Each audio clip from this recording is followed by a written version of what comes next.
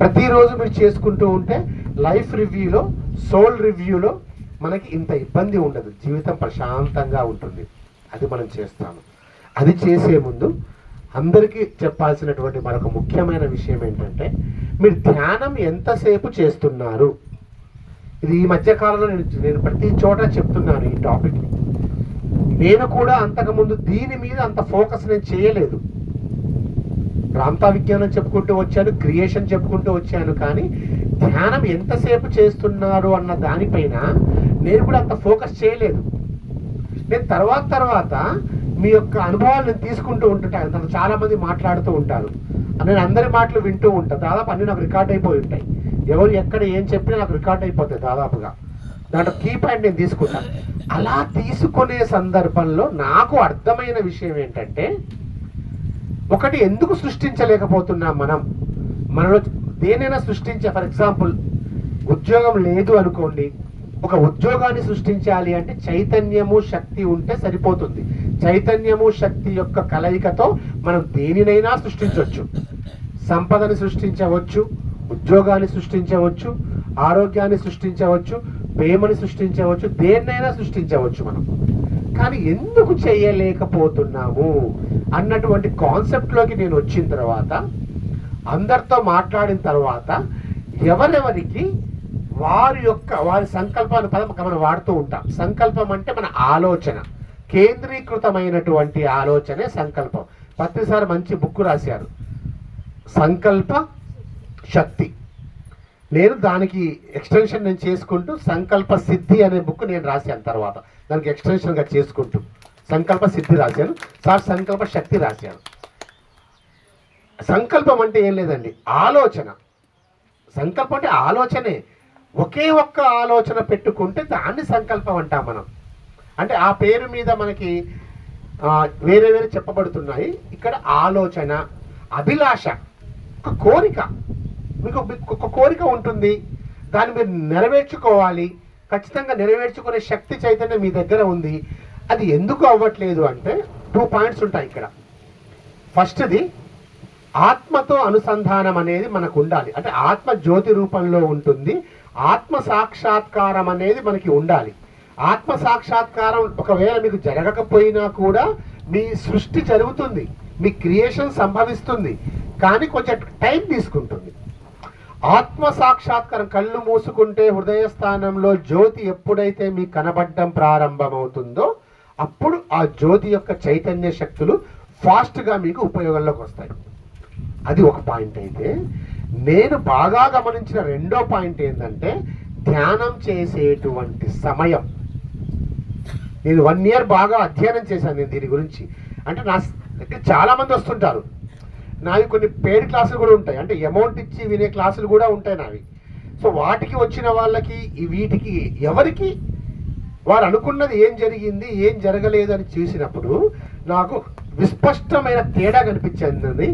ధ్యానం చేసే సమయంలో తేడా కనిపించింది నాకు. నేను గమనించాను దాన్ని. ఇప్పుడు మీరు ఎంతసేపు ధ్యానం చేస్తుంటారు? సుమారు ఒక 1 hour, రోజుకి ఒక 1 hour ధ్యానం ఎంతమంది చేస్తుంటారండి? రోజు 1 గంట. అంటే దాదాపుగా మనందరం కూడా రోజు 1 గంట, రోజు ఒక అర్ధగంట చేసేవాళ్ళు రోజుకి. ఎంత లేదన్నా మనం చేస్తుంటాం, గంట మనం చేస్తుంటాం.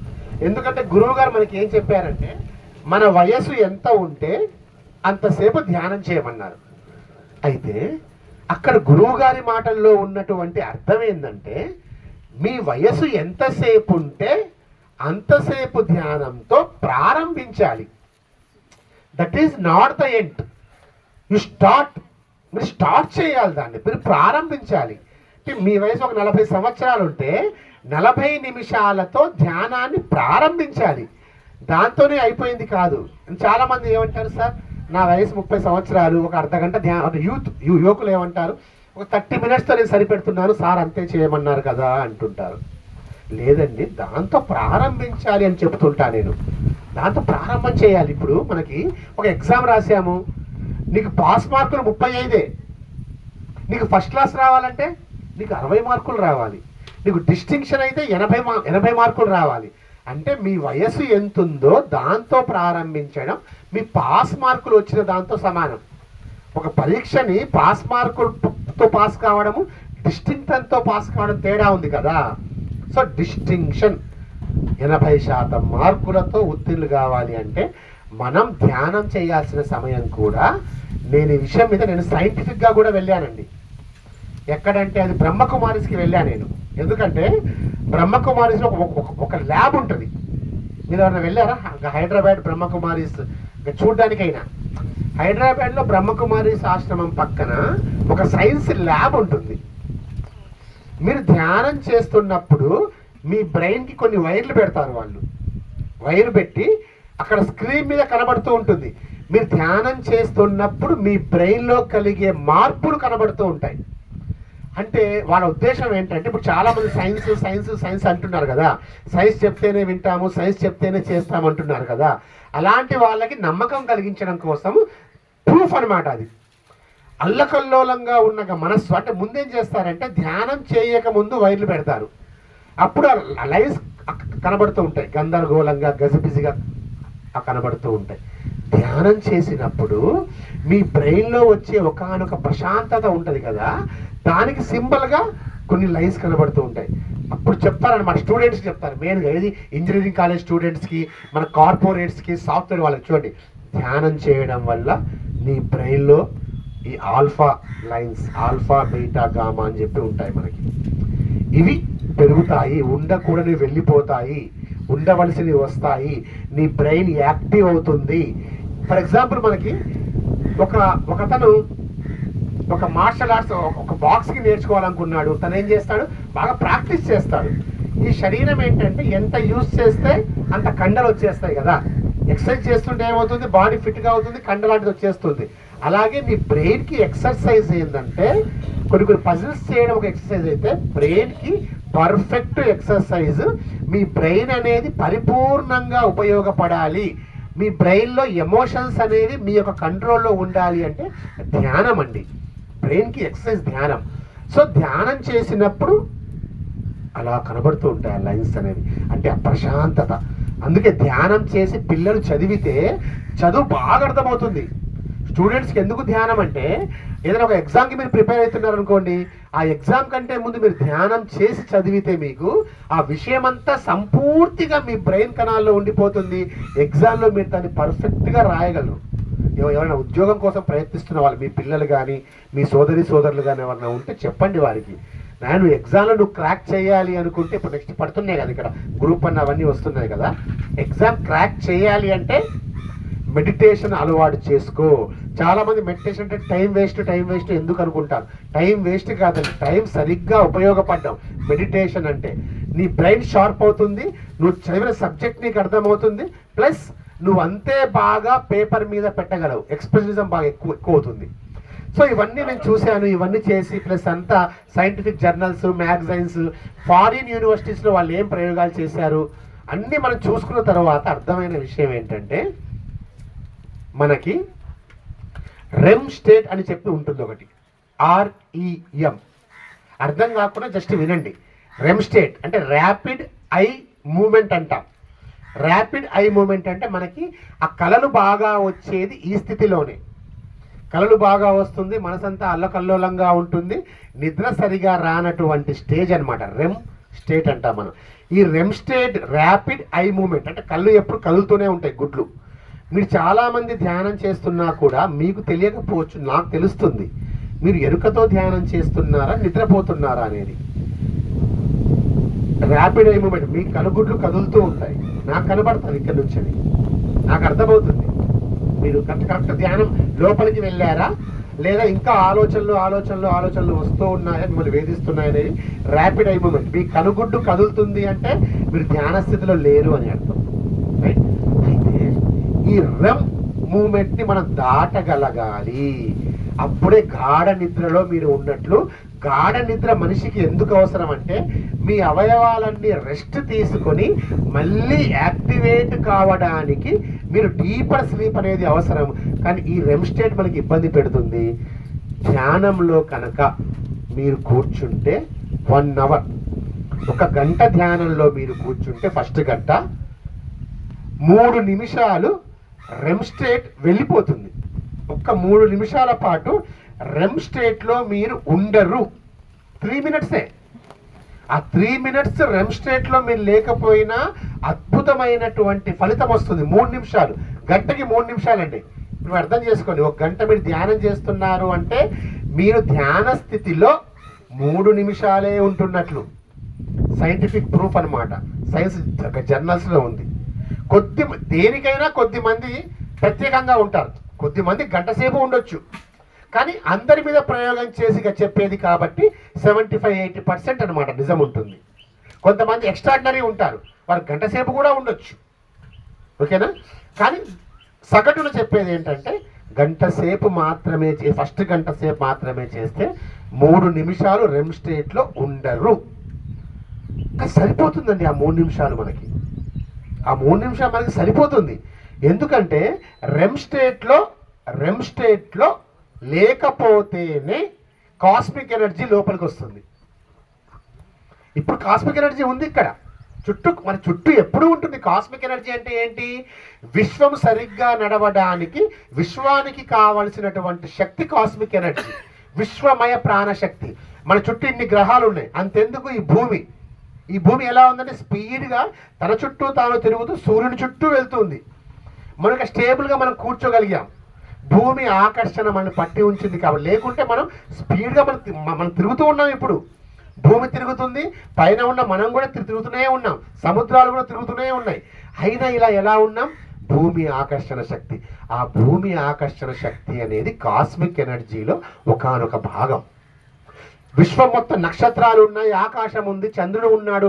విశ్వంలో ఏది ఎప్పుడు తప్పుగా సంభవించదు కదా. గ్రహాలు తమ చుట్టూ తాము తిరుగుతూ ఉంటే ఒక లైన్ గీసినట్టుగా, లైన్ దాటవవి. ఎప్పుడో ఒకసారి శకలాలు జారిపడి వస్తూ ఉంటాయి తప్ప విశ్వంలో ప్రతిదీ కరెక్ట్గా జరుగుతుంది. ఒక విత్తనాన్ని నువ్వు నాటావు అంటే విత్తనం సరి అయినదిగా ఉంటే అది మొలకెత్తి తీరాల్సిందే. అది సృష్టి యొక్క నియమం. విత్తనం మొలకెత్తడానికి కారణం కూడా కాస్మిక్ ఎనర్జీ. ఆ విశ్వమయ ప్రాణశక్తి ఎందుకు సమస్త విశ్వాన్ని చూసుకుంటుంది అంటే వాటన్నింటి యొక్క ఆత్మ విశ్వం లేదా ప్రకృతి కాబట్టి. చెట్టుకి, పుట్టకి, పక్షికి, జంతువుకి, గ్రహాలకి, నక్షత్రాలకి, వీటన్నింటికి ఉన్నటువంటి కంబైన్డ్ సోలే యూనివర్స్ సోల్ ఉంటుంది దాంట్లో. అందుకే యూనివర్స్ వాటిని సరి అయిన విధంగా చూస్తూ ఉంటుంది.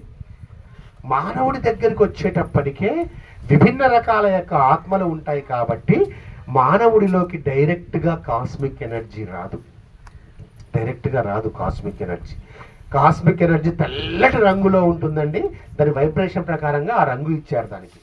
బ్రహ్మరంధ్రము గుండా లోపలికి వస్తుంది కాస్మిక్ ఎనర్జీ. అది నిద్రలో సైతం వస్తుంది. నిద్రలో రెమ్ స్టేట్లో లేకుండా గాఢ నిద్ర పట్టినప్పుడు వస్తుంది. అందుకే గాఢ నిద్ర పడితే మార్నింగ్ అంతా హ్యాపీగా ఉంటుంది. మనం ఎలా ఫీల్ అవుతాం? రిలాక్స్గా ఉంటుంది కదా. డీప్గా నిద్రపోయాను రా బాబు అంటాం మనం ఏదైనా పని చేసి అలసిపోయినప్పుడు. అదే రెమ్ స్టేట్ లేని స్లీపు, నాన్ రెమ్ స్టేట్ ధ్యానంలో ఎరుకతో వస్తుంది. ఆ రెమ్ స్టేట్ లేనప్పుడే కాస్మిక్ ఎనర్జీ లోపలికి వస్తుంది. సరిపోతుందండి 3 నిమిషాల కాస్మిక్ ఎనర్జీ పర్ఫెక్ట్గా. మీ హెల్త్ ప్రకారంగా ఏమన్నా అనారోగ్యాలు ఉంటే మొత్తం దూరం కావడానికి 3 మినిట్స్ సరిపోతుంది మీకు. కానీ మీరు దేన్నైనా సృష్టించడానికి, మీ అభిలాష నెరవేర్చబడడానికి, ఒక అష్ట ఐశ్వర్యాలు అనేవి మీకు సంపద సమృద్ధిగా రావడానికి, మీకు ఏదైనా జరగడానికి మాత్రం ఆ కొద్దిగా సరిపోదు. ఇంకొంచెం పెంచాలి. 1 గంట నుంచి 2 గంటలకు వచ్చారు. ఈ 3 నిమిషాలు ఏమైందంటే 3 + 3 6 కాదు, 3 × 3 అవుతుంది, 9 అవుతుంది. 3 స్క్వేర్ అవుతుంది. 2 గంటల ధ్యానంలో 9 నిమిషాలు మీరు నాన్ రెమ్ స్టేట్లో ఉంటారు. 9 నిమిషాలు అంటే ఆ 9 నిమిషాలు 2 గంటల ధ్యానం చేస్తే మీరు ఆలోచనలు వస్తున్నాయి సార్, నేను కూర్చోలేకపోతున్నాను అని మీరు నాకు ఎంతైనా చెప్పండి. కానీ 2 గంటలు కనుక మీరు లేవకుండా ఏకధాటిగా కూర్చోగలిగితే మీరు అనుకోవచ్చు మీకు ఆలోచనలు వస్తున్నాయి కూర్చోలేకపోయారని. ఎక్కడో ఒకానొక ఆలోచనకి మధ్యలో ఆ 9 నిమిషాలు ఉంటుంది. మీకు కాస్మిక్ ఎనర్జీ వస్తుందండి. మరి అదే 2 గంటలు ఇంకొక గంట పెంచామనుకోండి, 3 క్యూబ్ 3 × 3 × 3 27 నిమిషాల నాన్ రెమ్ స్టేట్ వస్తుందండి. 27 నిమిషాలు నాన్ రెమ్ స్టేట్ అంటే కాస్మిక్ ఎనర్జీ శరీరంలోని అణువు లోపలికి సైతం వెళ్ళిపోయి మీ డిఎన్ఏని సైతం మార్చేస్తుంది. ప్లస్ కాస్మిక్ ఎనర్జీ చేసే ఇంకొక మంచి పని ఉంటుంది. ఏంటంటే అది మీ నాడులలో ఉన్నటువంటి కర్మ ఫలితాలను కూడా తీసేస్తుంది. నాడులలో అంతర్గతంగా కర్మ ఫలితాలు ఉంటాయి. ప్రక్షాళన గావిస్తుంది కాస్మిక్ ఎనర్జీ. ఈ 27 మినిట్స్ అది ఎంటర్ అయితే అది ఫస్ట్ చేసే పని ఏంటి? ఎక్కడైతే ఎనర్జీ బ్లాకేజెస్ ఉన్నాయో ఎనర్జీ బ్లాకేజ్ని తీసేస్తుంది, సంపూర్ణ ఆరోగ్యం వస్తుంది. నెంబర్ 2, సూక్ష్మమైన నాడులలోకి సైతం వెళ్ళిపోయి అది ఏ కర్మైనా కానివ్వండి, ఆగామి కర్మైనా, ప్రారంధ కర్మైనా, సంచిత కర్మలైనా ఏదైనా కానివ్వండి, దాని ఫలితాలు మీ సూక్ష్మమైన నాడుల్లో ఉంటే భస్మం చేస్తుంది అవన్నీ కూడా. కానీ కాస్మిక్ ఎనర్జీకి ఏంటంటే అది మళ్ళీ భూమిలోకి వెళ్ళిపోతుంది. మళ్ళీ కాస్మోస్ అంటే విశ్వం, కాస్మోస్ నుంచి వస్తుంది, కాస్మోస్లోకే వెళ్ళిపోతుంది. మళ్ళీ దాన్ని గనక మనం స్టోర్ చేసుకోగలిగితే, కాస్మిక్ ఎనర్జీని మనలో ఎక్కడో ఒక దగ్గర ఒడిసి పట్టుకోగలిగితే మాత్రం ఫ్రెండ్స్, నెక్స్ట్ టైం మీరు ధ్యానంలో కూర్చున్నప్పుడు ఆలోచన రహిత స్థితి తొందరగా చేరుకుంటారు, మీకు ఇబ్బంది ఉండదు. కానీ మరి దాన్ని ఒడిసి పట్టుకోగల శక్తి దేనికి ఉంది మన శరీరంలో అంటే ఒకళ్ళకుంది, ఒక నాడికి ఉంది. మొత్తం మన శరీరంలో మనం ఏం చెప్పుకుంటాం? 2,70,000 నాడులు చెప్పుకుంటాం.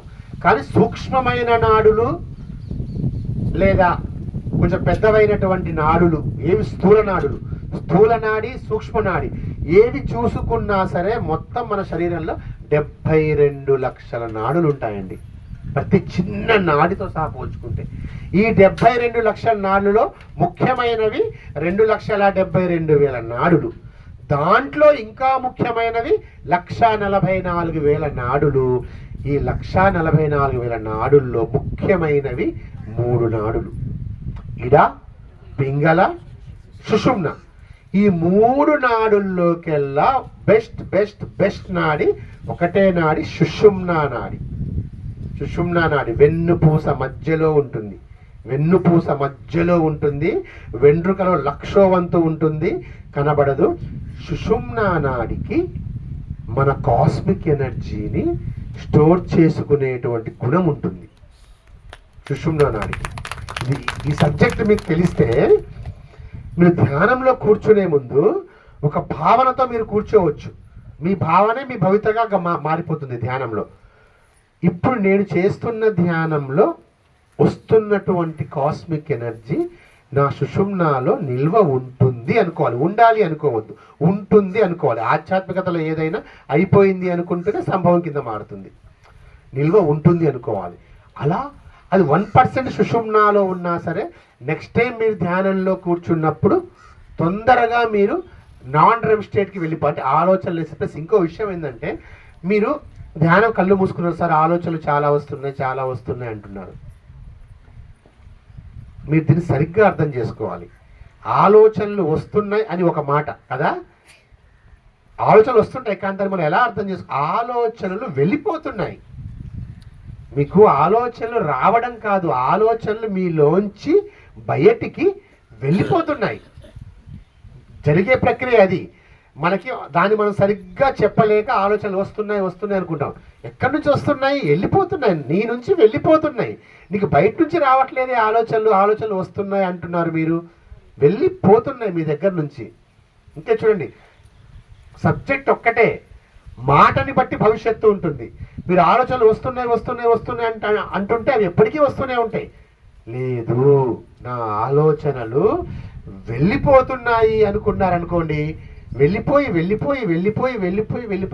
ఒక సిట్టింగ్ కావచ్చు, 2 సిట్టింగ్లు, 3 సిట్టింగ్లు రాయిక. మీకు దీనికి మంచి ఎగ్జాంపుల్ చెప్తానండి, మంచి మనం నవ్వుకోవచ్చు కూడా ఇది హాయిగా. ఒక మహారాజు గారు ఉన్నారు. ఆ మహారాజు గారికి ఏమైందంటే ఒకరోజు ఒక జబ్బు చేసింది. మహారాజుకి ఒక జబ్బు చేసింది. ఇక ఆయన ఏం చేశారు, ఇక అందరినీ డాక్టర్స్ని వీళ్ళని రమ్మన్నారు. ఇక అంతా వచ్చారు, జ్యోతిష్కుల్ని కూడా రమ్మన్నారు. జ్యోతిష్కులు వచ్చి ఏం చేశారు, ఆయన జాతక చక్రాన్ని చూశారు. చూస్తే వాళ్ళకి ఏం కనిపించిందంటే ఫస్ట్ ఒక జ్యోతిష్కుడు వస్తాడు, మొత్తం జాతకం వేస్తాడు, అన్ని పాచికలు అవన్నీ వేస్తాడు, చక్రం గీస్తాడు. అన్నారు, రాజా మీకంటే ముందు మీ భార్యకి ఇక మరణం రాసిపెట్టి ఉంది అంటాడు. నీకంటే ముందు నీ భార్యగా చనిపోతుంది, జాగ్రత్తగా ఉండు అంటాడు. దాంతో రాజుగారికి కోపం వస్తుంది. కోపం వచ్చి, ఏంటి నాకంటే ముందు నా భార్యగా చనిపోయిద్దా? ఆయనకు అసలే భార్య అంటే చాలా ప్రేమ, ఆయన చాలా ఇష్టం. నా ఇష్టమైనటువంటి నా బుద్ధుని మారి చనిపోయిద్దా అని చెప్పి ఆయన ఏం చేస్తారు, ఆ జ్యోతిష్కుడిని వీడిని తీసుకుపోయి ఉరి తీయండి అంటాడు. వాళ్ళని తీసుకుపోయి ఇక ఉరి తీస్తారు. ఇప్పుడు ఇంకో జ్యోతిష్కుడు వస్తాడు, సేమ్ జాతకం రాస్తాడు, జాతకం చూస్తాడు. జాతకంలో ఈయన కంటే ముందు ఆయన భార్యది ఉంది, భార్య మృत्यు ఉంది. కానీ ఆయన ఎలా చెప్తాడు తెలుసా, రాజా అసలు నువ్వెంత అదృష్టవంతుడు అంటే, నీకెంత దీర్ఘాయువు ఉంది అంటే, నీ భార్య చనిపోయినా సరే నువ్వు బతికే ఉంటావు అని చెప్తాడు. నీ భార్య చనిపోయినా సరే నువ్వు ఇంకా బతికే ఉంటావు, నీకంత దీర్ఘాయువు ఉంది, నీకంత దీర్ఘాయుష్యు ఉంది, నువ్వు అదృష్టవంతుడు అంటాడు. బా చాలా బాగా చెప్పావని చెప్పి ఆయనకి బంగారం నగరించి పంపించేస్తాడు. ఉన్నది ఒకటే జాతకం, చెప్పే విధానంలో తేడా ఉంది చూడండి. అలాగే జరిగేది మనం అనుకునే విధానంలో తేడా ఉంటుంది. ఆయనంతా చెప్పాడు, ఈయనంతా చెప్పి ఆయన చెప్పడం రాలేదు ఆయనకి, ఈయన దాన్ని చెప్పాడు. మనం కూడా మన గురించి అనుకునేటప్పుడు అంటే ఆయన కొద్దిగా నెగిటివ్ యాటిట్యూడ్లో చెప్పాడు. రెండోసారి వచ్చిన ఆయన ఆ నెగిటివ్ని సైతం పాజిటివ్ యాటిట్యూడ్లో చెప్పాడు. మనము కూడా మన శరీరానికి ఎప్పుడూ కూడా నెగిటివ్ యాటిట్యూడ్లో ఎప్పుడు చెప్పుకోవద్దండి. ఎందుకంటే తెలుసా, మన శరీరము మనం ఏం చెప్తుంది వింటుంది. మన బాడీకి ఒక సొంత ఆలోచన వ్యవస్థ కూడా ఉంది. నేను చెప్పాను కదా మార్నింగ్, శరీరానికి ఆకలి వేస్తేనే అన్నం తినండి, శరీరానికి నిద్ర పోవాలనిపిస్తే వెంటనే పోండి నిద్ర, పనులన్నీ ఆఫ్ చేయండి అని చెప్పన్నట్టుగా శరీరానికి ఒక సొంత ఆలోచన వ్యవస్థ ఉంటుంది. మీరు శరీరాన్ని ఏమన్నా అన్నారనుకోండి, అది వెంటనే దాన్ని తీసుకుంటుంది, దాన్ని తీసేసుకుంటుంది. కానీ తనకి ఎంత సొంత వ్యవస్థ ఉన్నా సరే అది మన మాట వింటుంది కదా, మన మాట వింటూ దాన్ని పాటిస్తుంది. అందుకే నా మేడం కూడా సేమ్ అదే మాట అన్నారు, స్వీయ ప్రేమ చాలా చాలా చాలా ఇంపార్టెంట్ అండి. స్వీయ ప్రేమ, మన గురించి మనం ఎట్టి పరిస్థితుల్లోనూ ఒక్క నెగిటివ్ మాట కూడా మాట్లాడుకోవద్దు. అది శారీరకంగా అయినా, మానసికంగా అయినా, బుద్ధిపరంగా అయినా. శరీరం వింటది, శరీరం వింటుంది, శరీరం బాధపడుతుంది, శరీరం కుంగిపోతుంది. మీకు తెలుసా, వేరే వాళ్ళు అనడం వల్ల కాదు. ఒకవేళ సరే మీ రంగులో కానీ, మీ హైట్లో కానీ, మీ ఆకారంలో కానీ మీరు కొంచెం విభిన్నంగా, ఇక్కడ ఒకళ్ళు బాగుండడం ఒకళ్ళు బాగలేకపోవడం అంటూ కాదండి. మనుషులంతా అందంగానే ఉంటారు, విభిన్నంగా ఉంటారు అంతే. మీరు బాగుండడము వారు బాగాలేకపోవడం కాదు. All are beautiful, just look డిఫరెంట్గా కనబడతారు. ఒకవేళ మీరు అనుకుంటున్న అందము అనేటువంటి దానిలో మీరు లేకపోయినా ఏనాడు కూడా ఒక్క మాట అనుకోవద్దు మన శరీరానికి. ఒకవేళ శరీరంలో ఏదైనా డిఫాల్ట్ ఉన్నా సరే అసలు ఆలోచన రానివ్వకూడదు. ఏ ఆలోచన ఒక్కటే, నా శరీరం అద్భుతంగా ఉంది. ఇప్పుడు మనం ఎంతో మందికి ఐ లవ్ యూ అని చెప్తూనే ఉంటాం కదా, ఎంతో మందికి లవ్ యూ చెప్తా ఉంటాం, ఎంతో మంది థ్యాంక్ యూ అని చెప్తా ఉంటాం. ఆఖరికి బ్యాంకులో మనం ఫామ్ ఫిల్ చేయడానికి పెన్నిచ్చిన వ్యక్తికి కూడా మనం థ్యాంక్ యూ చెప్తాం. కానీ ఏనాడైనా మన శరీరానికి థ్యాంక్ యూ చెప్పుకున్నామండి? మన శరీరానికి థ్యాంక్ యూ చెప్పుకున్నామా? మన శరీరానికి లవ్ యూ అని చెప్పుకున్నామా? మన ఇన్ని పనులు చేస్తుంది ఇక మన శరీరము. హార్ట్ ఆగకుండా కొట్టుకుంటుంది, కిడ్నీస్ వాటర్ని ప్రతిసారి వడబోస్తూనే ఉన్నాయి కదా, లివరు ఏ అడ్డగడ్డి తిన్నా దాన్ని మళ్ళీ మంచిగా రిపేర్ చేస్తుంది కదా, శ్వాస ఊపిరితిత్తులు ఇన్ని చేస్తున్నాం కదా. శరీరానికి థ్యాంక్ యూ చెప్పుకోవడం నేర్చుకోండి. పొద్దున్న లేవగానే అద్దంలో ముఖం చూసుకున్నప్పుడు ఐ లవ్ యూ అని చెప్పుకోండి, నష్టం లేదు. ఎంతోమంది మనం చెప్తూ ఉంటాం కదా. శరీరాన్ని ప్రేమించుకోండి, అద్భుతంగా ప్రేమించుకోండి శరీరాన్ని. అలాగే మీ మనసులో ఒక్కవేళ సరికాని ఆలోచనలు వస్తుంటే వెంటనే మిమ్మల్ని మీరు విమర్శించుకోమాకండి. మీ మనసులో సరికాని ఆలోచన ఏదో వచ్చింది అంటే, పక్క వాళ్ళకి ఏదో చెడు చేయాలి అనే ఆలోచన వస్తే వెంటనే చిచి నేనేంది ఇట్లా ఆలోచిస్తున్నాను, తప్పు కదా, నా మనసు అంతా తప్పు, నా మనసు ఎట్లా ఆలోచిస్తుంది, వెంటనే నిర్ణయానికి రామాకండి. ఆ ఆలోచన మీ మనసులో ఎక్కడ పుట్టిందో ఆ మూలం దగ్గరికి వెళ్ళండి. ఎందుకు వచ్చింది ఈ ఆలోచన నాకు? విశ్లేషించుకోండి. విశ్లేషించుకుంటే మనకు కారణం అనేది అర్థమవుతుంది కదా. కారణం అర్థమైనప్పుడు దాన్ని తీసేయచ్చు ఆ కారణాన్ని. ఓకేనా? ఇదంతా ఎందుకు చెప్పాను? ఇదంతా ఆలోచనలు వస్తున్నాయి అని ఎప్పుడు అనుకోవద్దు. ఆలోచనలు పోతున్నాయి. మీ మనస్సు గురించి, మీ శక్తి గురించి, మీ బుద్ధి గురించి కూడా. ఫర్ ఎగ్జాంపుల్ ఒక ఎగ్జామ్ ఉంది, మంచి మార్క్స్ రాకపోతున్నాయి, నా తెలివి ఇంతే అనుకుంటారు. ఇది చిన్నపిల్లల్లో ఎక్కువగా ఉంటుంది. చిన్నపిల్లలకి మీరు నేర్పియాలి. వాడు ఎలా ఉన్నా సరే, వాడి బుద్ధి ఎలా ఉన్నా సరే, వాడి మనసు ఎలా ఉన్నా సరే వాడు మార్చుకోవచ్చు. వాడి బుద్ధి చాలా తక్కువగా ఉందనుకోండి, సి గ్రేడ్లో ఉన్నాడు, వాడికి నిజంగానే మనం చెప్పింది అర్థం కావట్లేదు, అయినా మనం వాడిని మార్చొచ్చండి. అయినా మనం వాళ్ళు మార్చొచ్చు, ధ్యానంతో మార్చొచ్చు, మనం చెప్పడం ద్వారా మార్చొచ్చు. ఈ మధ్య ఒక సినిమా వచ్చింది 45, ఆ సినిమా పేరు స్టూడెంట్స్ ఉంటే వాళ్ళు చూసుంటారు. ఒక పిల్లవాడికి మ్యాథ్స్ రాదు సరిగ్గా. ఏం సినిమా అమ్మ అది? 35 వారా? పిల్లవాడికి మ్యాథ్స్ సరిగ్గా రాదు, స్కూల్ నుంచి తీసేస్తారు. స్కూల్ నుంచి తల్లి ఆ వయస్సులో తాను మ్యాథ్స్ నేర్చుకొని పిల్లవాడికి ఎలా నేర్పించాలో తగినట్లుగా నేర్పిస్తుంది. ఎవరు కూడా బుద్ధి తక్కువగా ఉండదండి. అది ఏంటంటే వాళ్ళకి నేర్పించే వాళ్ళు సరిగ్గా నేర్పించకపోవడం వల్ల. మీకు ఫేమస్ లెటర్ ఉంది కదా, ఆ బల్బు కనిపెట్టిన వాడు ఎవర్రా బుజ్జి? ఇందాక ఎవరు చెప్పారమ్మా? Thomas Edison. థామస్ ఆల్వా ఎడిసన్ని వాళ్ళ స్కూల్లో తీసేస్తారు ఆ అబ్బాయిని. వాళ్ళ స్కూల్లో అసలు ఇంత మందబుద్ధోడు మాకొద్దు అని చెప్పి స్కూల్లోంచి తీసి ఇచ్చి పంపిస్తూ ఒక లెటర్ రాస్తుంది. ఎవరు? వాళ్ళ టీచర్ వాళ్ళ అమ్మకి. ఏమని రాస్తుంది అంటే, అసలు ఇంత లో ఐక్యూ అబ్బాయి నేను ఇంతవరకు చూడలేదు, వీడు మా స్కూల్లో పనికిరాడు వీడు అని ఒక లెటర్ రాసి వాళ్ళ అమ్మకి ఇస్తుంది. వాళ్ళ అమ్మ లెటర్ తీసుకొని ఏం చేస్తుందంటే, కొడుకు అడుగుతాడు, అమ్మ ఏందా లెటర్ అంటే, తల్లి ఏం చెప్పింది తెలుసా అండి, అరే నువ్వు చాలా తెలివిగల వాడివంట, నీ తెలివికి ఈ స్కూల్ సరిపోదు, వేరే పెద్ద స్కూల్లో జాయిన్ చేయించండి అని చెప్పిందిరా మీ టీచరు అంటదండి ఆ తల్లి ఆ కొడుకుతోటి. కొడుకు నమ్ముతాడు ఆ మాటని. అవునా, నేను అంత తెలివిగల్లో ఉన్నా అని చెప్పి బల్బు కనిపెట్టాడు, సైంటిస్ట్ అయ్యాడు. పిల్లలకి నేర్పించండి. పిల్లలకి వారి మీద వాళ్ళకి నమ్మకం కలిగేట్లు నేర్పించండి. ఏనాడు పిల్లలను వాళ్ళు విమర్శించుకోవద్దు. రైట్? సో స్వీయ ప్రేమ ఉండాలి. అలాగే ధ్యానంలో కూడా ఆలోచనలు వెళ్తున్నాయి, అంటే వెళ్తున్నాయి కాదు, వెళ్ళిపోతున్నాయి. అవి వెళ్తూ వెళ్తూ వెళ్తూ ఎంతకని ఉంటాయండి? వెళ్తూ వెళ్తూ వెళ్తూ ఎన్నెన్ని ఉంటాయి, వెళ్ళిపోతాయి. ఏదో స్థలంలో ఏమీ ఉండదు. సో అలా 3 గంటల ధ్యానం అనేది ఖచ్చితంగా ఒక అలవాటు పెట్టుకోండి.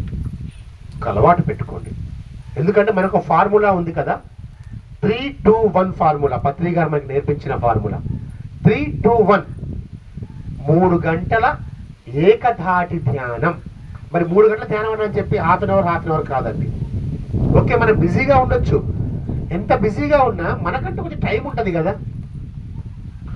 ప్రైమ్ మినిస్టర్కి కూడా టైం ఉంటుందండి ధ్యానం చేసేట్టుగా. టైము 24 అవర్స్ ఎవరికి ఏ పని ఉండదు.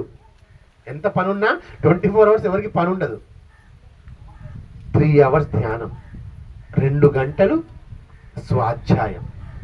2 గంటలు స్వాధ్యాయం అంటే మీరు పుస్తకం చదవడం కానీ, లేదా యూట్యూబ్లో కానీ జూముల్లో కానీ వస్తున్న క్లాసెస్ అటెండ్ కావడం కానీ, ఇవన్నీ స్వాధ్యాయం కిందికి వస్తాయి. సత్సంగం 1 అవర్ సత్సంగం అంటే మీకు తెలిసిన వాళ్ళతో మీరు చదివిన సబ్జెక్ట్ డిస్కస్ చేయడం, లేదా ఎవరూ లేరు మీరు విన్న సబ్జెక్ట్ని 2 అవర్స్ మీరు నేర్చుకుంటారు కదా, 3 అవర్స్ ధ్యానం చేస్తారు కదా, ధ్యానంలో కొన్ని అనుభవాలు వస్తాయి కదా, 2 అవర్స్ సబ్జెక్ట్ నేర్చుకుంటారు కదా, బుక్లో రాసుకోవడం. అంటే మీతో మీరు సత్సంగం చేయడం. ఎవరూ లేకపోతే మీతో మీరు కూడా చేసుకోవచ్చు అండి, సత్సంగం చేసుకోవచ్చు, అలా రాసి పెట్టుకోవచ్చు మీతో మీరు. 3-5 6 గంటలు మన కోసం మనం కేటాయించుకోవాలి. 6 గంటలు, రైట్? సో 3 అవర్స్ ధ్యానం మరి ఎప్పుడు చేయాలి అంటే, ఉదయం పూట బ్రహ్మ ముహూర్తంలో చేసే ధ్యానం అద్భుతంగా ఉంటుంది, లేదా నైట్ టైం కూడా చేయొచ్చు. కానీ ధ్యానం చేయడానికి సరే మీ వల్ల అంటే అవ్వచ్చు అవ్వకపోవచ్చు, నేను అదే చేస్తాను, నేను అప్పుడే చేస్తాను. రోజు ప్రారంభం అయ్యేటప్పుడు నేను ధ్యానం చేస్తాను. మరి మీకు కుదిరితే మీరు ప్రయత్నం చేయండి. ఆ దాంట్లో ఉన్నటువంటి ఎనర్జీ మీకు అర్థమవుతుంది. రోజు ప్రారంభమయ్యేటప్పుడు ధ్యానం చేస్తాను అంటే ఎప్పుడండి? 12 గంటలకి. 12 గంటలకి 12 1 2 3 12 గంటల నుంచి 3 వరకు చేసి మళ్ళీ అప్పుడు నిద్రపోవచ్చు. అది పర్ఫెక్ట్ ధ్యానం. అంటే నేను చెప్పను, ఎవరికి వాళ్ళు సెట్ అయిపోతుంది. నాకు అది సెట్ అయిపోయింది. నాకు సెట్ అయిపోయింది అది. ఎందుకంటే స్కూల్ నుంచి రాగానే 7, 8 వేరే ఏమైనా జూమ్స్ ఉంటే 9 o'clock కల్లా నేను పడుకుంటాను. 9 to 12 3 hours నిద్రపోయిన తర్వాత 12కి లేచి 3 hours ధ్యానం చేసి మళ్ళీ పడుకుని 5 అట్లా లేవడం అనేది ఒక ప్రయత్నం చేయండి. అది అంటే ఆ టైం నేను ఎందుకు చెప్తున్నానంటే, మాస్టర్స్ ఎక్కువ అందుబాటులో ఉంటారు.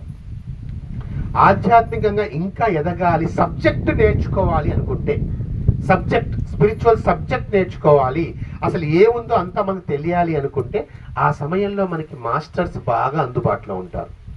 వారు ఆ సమయంలో ఎత్తుకే వచ్చేస్తారు. మాస్టర్ అంటే మనకంటే వేరే కాదు, గుర్తుపెట్టుకోవాలి. మనలాంటి వారే, మనలాంటి మానవుడే. మనకంటే ముందు జన్మ తీసుకున్నాడు, మనకంటే ముందు సత్యాన్ని ఆయన తెలుసుకున్నాడు. సత్యాన్ని తెలుసుకొని ఉన్నతమైన తలంలోనికి వెళ్ళి మనకి సహాయం చేయడానికి మన కోసం ఉన్నటువంటి వ్యక్తి మాస్టర్. అంటే మన సీనియర్ అనుకోండి. కాలేజీలో మీ సీనియర్, ఫస్ట్ ఇయర్లో మనం ఇంజనీరింగ్లో సెకండ్ ఇయర్ అబ్బాయి వస్తే మనకి ఏం చేస్తారు? హెల్ప్ చేస్తారు. మన సీనియర్ అంతే. వారిని మళ్ళీ మీరు పూజించొద్దండి, దయచేసి పూజించొద్దు. ఎందుకంటే నేను మొన్న చూశాను, ఒక ఇంటికి వెళ్తే మాస్టర్ బొమ్మ ఉంది, దానికి పూలహారం వేసి మొత్తం పూజ జరుగుతున్నారు. సరే, అంతకుముందు ఏంటంటే లక్ష్మీదేవిని పూజించేవాళ్ళు, ఇప్పుడు మాస్టర్ని పూజిస్తున్నారు. పూజించడం ఒక మానలేదు, పూజించబడే వ్యక్తి మారాడు. ఓకే, మంచిదే. పూజ మనిషిని నిష్కల్మషం చేస్తుంది. నేను పూజించవద్దు నేను అందుకే అంటాను, మీరు ఏ మతంలో ఉన్నా సరే ఆ మత సాంప్రదాయాలు పాటించండి. మూర్ఖంగా గుడ్డిగా కాదు, పాటించాలి. ఒక దసరా వచ్చిందంటే ఆ నవరాత్రుల్లో టెంపుల్కి వెళ్ళాలి, ధ్యానం చేయాలి. మత ఆచారాలు పాటించాలి, ధ్యానం చేయాలి. ఎందుకంటే పూజ అనేది, భక్తి అనేది కూడా మన మనసుని కల్మషం లేకుండా చేస్తుంది, సమాజంలో మనం కలిసిపోయేటట్టు చేస్తుంది, సంబంధ బాంధవ్యాలు ఏర్పరచుకోవడం కోసంగా చేస్తుంది. ఇప్పుడు నేను ఉన్నానండి, నేను ముస్లింని కదా, నేను రోజా ఉంటాను. ఇప్పుడు జర్నీ కాబట్టి నేను లేకున్నా కూడా సరే, మార్నింగ్ నుంచి ఏం తీసుకోకుండా దాదాపుగా హాఫ్ రోజా అన్నట్టుగానే ఉంటాను. నేను ధ్యానం చేస్తాను, నేను నమాజ్కి వెళ్తాను, ధ్యానం కూడా నేను చేస్తాను. ఎవరి మతాన్ని వాళ్ళు గౌరవించుకుంటూ ధ్యానం చేస్తే ఏమవుతుందంటే, మన తోటి మతం అన్న మాట కూడా రాదు. అందరూ దైవాలే అనే విషయం అర్థమైనప్పుడు ద్వేషం ఎక్కడి నుంచి వస్తుంది? ద్వేషం రాదు కదా, అందరూ దైవాలే మనకు అర్థమవుతుంది. కాబట్టి వాళ్ళు ఎందుకంటే అంటే కొద్దిమంది మూర్ఖంగా వ్యతిరేకిస్తుంటారు.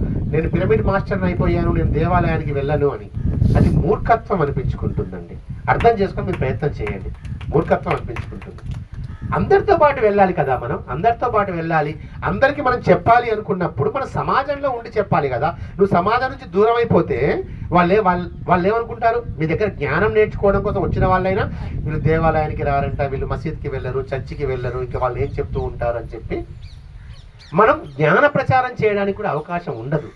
అందరితో ఉండాలి, అందరిలో ఉండాలి, మనతో మనం కూడా ఉండాలి. మనతో మనం ఉండేది ధ్యానము, అందరితో కలిసి ఉండేది ఆలయాలు, పూజలు, పండగ మనం చేసుకోవాలి. దీపావళి వస్తే ఇంటి ముందు దీపాలు మనం వెలిగించుకొని పెట్టుకోవాలి. లేకుంటే మనకి ఆనందం ఎక్కడిది? నేను ధ్యానం చేస్తున్నాను. మొన్న ఒక మాస్టర్, నేను ధ్యానం చేస్తున్నాను సార్, నేను దీపం పెట్టను ఇంటి ముందు అన్నాడు. నేను ఓకే, నీకు ఆనందం వస్తుంది, మరి నీ కుటుంబ సంగతి ఏంటి? వాళ్ళు కావాలంటున్నారు కానీ నేను పెట్టనివ్వలేదు సార్ అన్నాడు. నా మాట నెగ్గించుకున్నా అన్నాడు. నీ మాట నెగ్గించుకోలేదు నాయన, నువ్వు దిగజారిపోయావు. నువ్వు పిరమిడ్ మాస్టర్ అనే పదం వాడమాక. నువ్వు పిరమిడ్ మాస్టర్ అంటే అవతల వాళ్ళ మాటలు వినేవాడు. నిజమండి, పిరమిడ్ మాస్టర్ వల్ల ఎవరికి మాట వల్ల కూడా మనసు గాయమయ్యేలా ఉండకూడదు. పిరమిడ్ మాస్టర్ మాట ఎలా ఉండాలంటే అవతలి వాళ్ళ మనసు కూడా గాయపడద్దు, అలా ఉండాలి. అవసరం ఉంటేనే మాట్లాడాలి, లేకుంటే కామ్గా ఉండిపోవాలి అని చెప్పి నేను చెప్తాను. అది ఆనందం, అది పండగ అంటే ఆనందం కదా. చుట్టూ ఎంత అద్భుతంగా ఉంటుంది దీపాలు పెట్టుకుంటే. అందుకే పత్రిసారి ఏమన్నారు, నేను ధ్యానంలోకి వచ్చాను, శాకాహారంలోకి వచ్చాను, మా అన్నగారు మానలేదు కదా అన్నారు. అన్నగారు మానలేదు కదా అని చెప్పి సారు ఆయన్ని అన్నగారు అని పిలవడం అయితే ఏం మానలేదు కదా. ఆయనకి టైం వచ్చినప్పుడు ఆయన వస్తాడు. మన కుటుంబ సభ్యులు రావట్లేదు కానీ మనకి ఆరాటం ఉంటుంది. కానీ సరి అయిన సమయం రావాలండి. ప్రతి ఒక్కళ్ళు రావాలంటే సరి అయినటువంటి సమయం రావాలి. అంతవరకు మన ప్రయత్నం మనం చేస్తుండాలి, మనం చెప్తుండాలి, మనం రమ్మని చెప్తుండాలి, సత్సంగాలు తీసుకొని వస్తూ ఉండాలి. కానీ రావట్లేదు, వాళ్ళు ధ్యానంలోకి రావట్లేదు అని చెప్పి వాళ్ళని మీరు ద్వేషించడం మొదలు పెడితే ఇక అంతకంటే తప్పు ఇంకోటి ఉండదు. మీరు రండి, వాళ్ళకి చెప్పండి, రాకుంటే ఓకే, వాళ్ళకి సమయం వస్తుంది, వాళ్ళు వస్తారు. ఇక్కడ సమయం అంటే క్వశ్చన్ చెప్తానండి. ఆత్మ మన కోసం ఏం చేస్తుందంటే, ప్రారంభంలో మనం అంతా స్వచ్ఛంగా ఉంటాం. 5 సంవత్సరాల వరకు ప్రతి ఒక్క బాలుడు కూడా ఆత్మగానే ఉంటాడండి. ఇక ఆ తర్వాత మనం చదివే పుస్తకాలు, చదువులు, టీవీలు, పేపర్లు, ఇదంతా మనసంతా గందరగోళం వచ్చేసి మనం ఆధ్యాత్మికత నుంచి బయటకు వచ్చిన తర్వాత ఆత్మ మనకి ఒక ఛాన్స్ ఇస్తుంది. ఈలోపు మనకి మంచి ఆ గురువు పడ్డాడా, ఓకే, హ్యాపీ. గురువు కానీ ఏ పుస్తకం కానీ మీకు ఏమి తెలియకున్నా కూడా ఆత్మ మనకి ఒక అవకాశం ఇస్తుంది 36 సంవత్సరాల వయసులో. ఎందుకు 36 సంవత్సరాలంటే 36 సంవత్సరానికి ఏమవుతుంది అంటే మన బాడీ మొత్తం కూడా రెడీగా ఉంటుంది. మన శరీరంలో ఉన్న ప్రతి అవయవం కూడా దాని పరిపూర్ణ స్థితికి చేరుకుపోయి ఉంటుంది 36 సంవత్సరాల వయసులో. ఆ 36 సంవత్సరాలప్పుడు మీకు ఏదో ఒక విధంగా మీరు ధ్యానంలోనికి వచ్చేలా ఒక ప్రయత్నం జరుగుతుంది. ఇంకా రాకుంటే ఆ సమయం వరకు ఒక ప్రయత్నం జరుగుతుంది. మీరు బాగా గమనించండి, మీకు 36 ఇయర్స్ ఉన్నప్పుడు ఏదో ఒకటి జరిగి ఉంటుంది. ఒక నష్టం కానీ, ఒక ప్రమాదం కానీ, లేదా ఒక మంచి ఆధ్యాత్మిక పుస్తకం మీకు దొరకడం కానీ, ఒక గురువుని మీరు కలుసుకోవడం కానీ, ఒక ఫ్రెండ్ మీకు తాడసపడడం కానీ, ఏదో ఒక సంఘటన అయితే మిమ్మల్ని బలంగా ఆధ్యాత్మికతలోకి రావడం కోసం మీ ఆత్మ సొంతంగా ప్రయత్నం చేస్తుంది. ఓన్గా యూనివర్స్ ఎప్పుడు ప్రయత్నం చేస్తూనే ఉంటుంది, కానీ సోల్ అప్పుడు తన సొంతంగా ఒక ప్రయత్నం చేస్తుంది, సొంతంగా ఒక ప్రయత్నం చేస్తుంది. అప్పుడు ఇక వచ్చాడా అసలు హ్యాపీ అండి. ఆత్మ తన్ని ఏదో అంటారు కదా, ఉయ్యాల్లో పెట్టుకొని చూసుకున్నట్టుగా చూసుకుంటుంది జాగ్రత్తగా. అప్పుడు రాలేదా ఇంకా ఆత్మ పట్టించుకోవడం మానేస్తుంది. ఇక తర్వాత మనకి ఏంటంటే యూనివర్స్ కానీ ఆ గురువు గారి ఆ కృప వల్ల మనకి ఆధ్యాత్మికత వస్తుంది. కానీ నీ ఆత్మ మాత్రం సొంతంగా నీకు 36 ఇయర్లో ప్రయత్నం చేస్తుంది. అంతకుముందు వచ్చినా కూడా హ్యాపీగా చూసుకుంటుంది. రైట్. సో ఈ 3 గంటల ధ్యానం వల్ల మనకి ఆ 27 నిమిషాల పాటుగా ఆ హాయిగా ఏ ఆలోచనలు లేనటువంటి ఆ స్థితిలో కాస్మిక్ ఎనర్జీ మనలో ప్రవేశించడం జరుగుతుంది. So 3 hours meditation. ఏదైనా ఒక సమయం మీరు చూసుకోండి. లేదు సార్ నేను కూర్చోలేను 3 అవర్స్, నాకు కాళ్ళు నొప్పుడుతుంటాయి, నేను కూర్చోలేను, ఎలా కూడా సంభవిస్తుందంటే కూర్చోండి, మొండి పట్టు వేయండి. అది అంటాం కదా, హఠం వేసుకొని కూర్చోవాలి అంటాం కదా, కూర్చోండి. కానీ సార్ ఏమంటారంటే ఒకసారి కాళ్ళు నొప్పుడుతున్నాయి, చేతులు నొప్పుడుతున్నాయి అంటే పత్రిజీ గారు ఏమంటారంటే కాళ్ళు చేతులు ముందుకు చాపుకోవచ్చు అంటారు. కాళ్ళు నొప్పి పుడుతున్నప్పుడు, ఎందుకంటే వీటి సహజ లక్షణం ఏంటంటే మన శరీరానికి ఉన్న సహజ లక్షణం ఏంటంటే మూవింగ్. శరీరం ఎప్పుడూ కూడా చలనాన్ని కోరుకుంటుంది. ఏదో ఒకటి మన శరీరంలో అటు ఇటు కదులుతూ ఉండాలి, ఏదో ఒకటి. అది శరీరం యొక్క సహజ గుణం. కానీ అలా మనం 3 అవర్స్ మనం అలా కూర్చేటప్పటికి ఏమవుతుంది, ఏదో ఒకటి మనకి కదలాలి అనిపిస్తూ ఉన్నప్పుడు మీ కాళ్ళు కదపొచ్చు, చేతులు కదపొచ్చు, కానీ మీ కళ్ళు మాత్రం ఓపెన్ చేయకూడదు, ఉన్న ప్లేస్లోంచి లేవకూడదు. కళ్ళు ఓపెన్ చేయకూడదు, ఉన్న ప్లేస్ నుంచి లేవకూడదు. సార్ మరి 3 గంటలు అంటే కష్టమేమో అంటే మీరు ఒక పని చేయొచ్చు, కూర్చోండి. ఆసన సిద్ధి అంటాం దాన్ని మనం, ఆసన సిద్ధి. ఆసన సిద్ధి ఏదైనా ఒక పుస్తకం మీరు చదివారు, ఆ పుస్తకం గురించి ఆలోచించుకుంటూ కూర్చోండి 3 అవర్స్. ఇది మీకు ఆసన సిద్ధి కోసం నేను చెప్తున్నాను. ధ్యానంలో ఏ ఆలోచనలు ఉండకూడదు. కానీ ఆసన సిద్ధి రావాలంటే 3 గంటలు మీరు కదలకుండా కూర్చోవాలంటే ఏదో ఒక ప్రక్రియ చేస్తున్నారు కదా, అలా స్టార్ట్ చేస్తుంటే ఏమైందంటే మీకు ఆసన సిద్ధి వస్తుందండి 3 గంటలు. అందుకని నేను కడతాల్లో ఈసారి మీకు వీలుంటే మీరు కడతాలు కూడా రండి మాస్టర్స్. మన మహేశ్వర మహాపేమెంట్ మీరు ప్రతిసారి ధ్యాన యాగానికి వస్తుంటారు కదా, ధ్యాన మహాయాగం అందరం వస్తుంటాం. కానీ ధ్యాన మహాయాగం అద్భుతం, మహా అద్భుతం. దాంతోపాటుగా ప్రతి సాటర్డే అండ్ సండే, ప్రతి నెలలో 4 శనివారాలు 4 ఆదివారాలు ప్రతి నెలలో క్లాసెస్ అవుతుంటాయండి. అక్కడ క్లాసెస్ అవుతుంటాయి. హఠవర్తి గారు తీసుకుంటుంటారు క్లాసెస్, అండ్ సైంటిస్ట్ నాగేశ్వరరావు గారు తీసుకుంటూ ఉంటారు. సెకండ్ వీక్ నేను తీసుకుంటూ ఉంటాను అక్కడ. ప్రతి నెల 2వ శనివారం ఆదివారం నా కర్తాల్లో క్లాసెస్ ఉంటాయి. 2వ శనివారం ఆదివారం. నేను ఎందుకు మిమ్మల్ని అక్కడికి కూడా రమ్మంటానంటే, ఏదో ఒక నెలలో ఏదో ఒక సందర్భం మీరు చూసుకొని ఒక 2 days, ఒక 4 days కోసం మీరు రండి. నెలలో ఒక 2 days ఆర్ 4 days కోసం వస్తే ఏంటంటే క్లాస్ వినొచ్చు, మహేశ్వర మహాపిరమిడ్లో ధ్యానం చేసుకోవచ్చు. మీరు అద్భుతంగా ఉంటుందండి. కైలాసపురి మహేశ్వర మహాపిరమిడ్ పైన క్వీన్ ఛాంబర్లో కూర్చొని ధ్యానం చేస్తే హైయెస్ట్ ఎనర్జీ లెవెల్స్ ఉంటాయి అక్కడ. ప్రశాంతమైన వాతావరణం. 10 రోజుల పాటు అక్కడ అకామిడేషన్కి అమౌంట్ లేదు. 10 days పాటు మనకి ఫ్రీ అకామిడేషన్ ఇస్తారు. అన్నపూర్ణేశ్వర్లో అద్భుతమైనటువంటి సాత్విక భోజనం ఉంటుంది. 10 రోజుల పాటు అక్కడ మనం ఉండొచ్చు హాయిగా. ఆ తర్వాత ఏంటంటే ఉండొచ్చు, మన తర్వాత కాకుంటే మొత్తం చార్జెస్ కింద బెడ్కి ఇంత 100 ఎంత తీసుకుంటారు, అది కూడా తక్కువే. అక్కడ రండి. నేను మొన్న క్లాస్ అప్పుడు ఏం చేశానంటే, ఈసారి నేను ఎప్పుడు సెషన్ బాగా ఎక్కువ చెప్తా ఉంటాను కదా, ఈసారి ఏం చేశానంటే 5 o'clock సెషన్ క్లోజ్ చేశాను అక్కడ. మొన్న సెకండ్ సాటర్డే సండే అయినప్పుడు 5 నుంచి 8 వరకు 3 hours చేయించాను మెడిటేషన్. ఎక్కడ? మహేశ్వర మహాపిరమిడ్లో క్వీన్ ఛాంబర్లో. వచ్చిన వాళ్ళలో చాలా మందికి 3 గంటల ధ్యానం ఫస్ట్ టైం అంట. ఎక్కువ మంది అర్ధగంట మహా అయితే 30 గంట కూర్చునే వాళ్ళేనంట. 3 గంటలు ఎవరు కూర్చోలేదంట.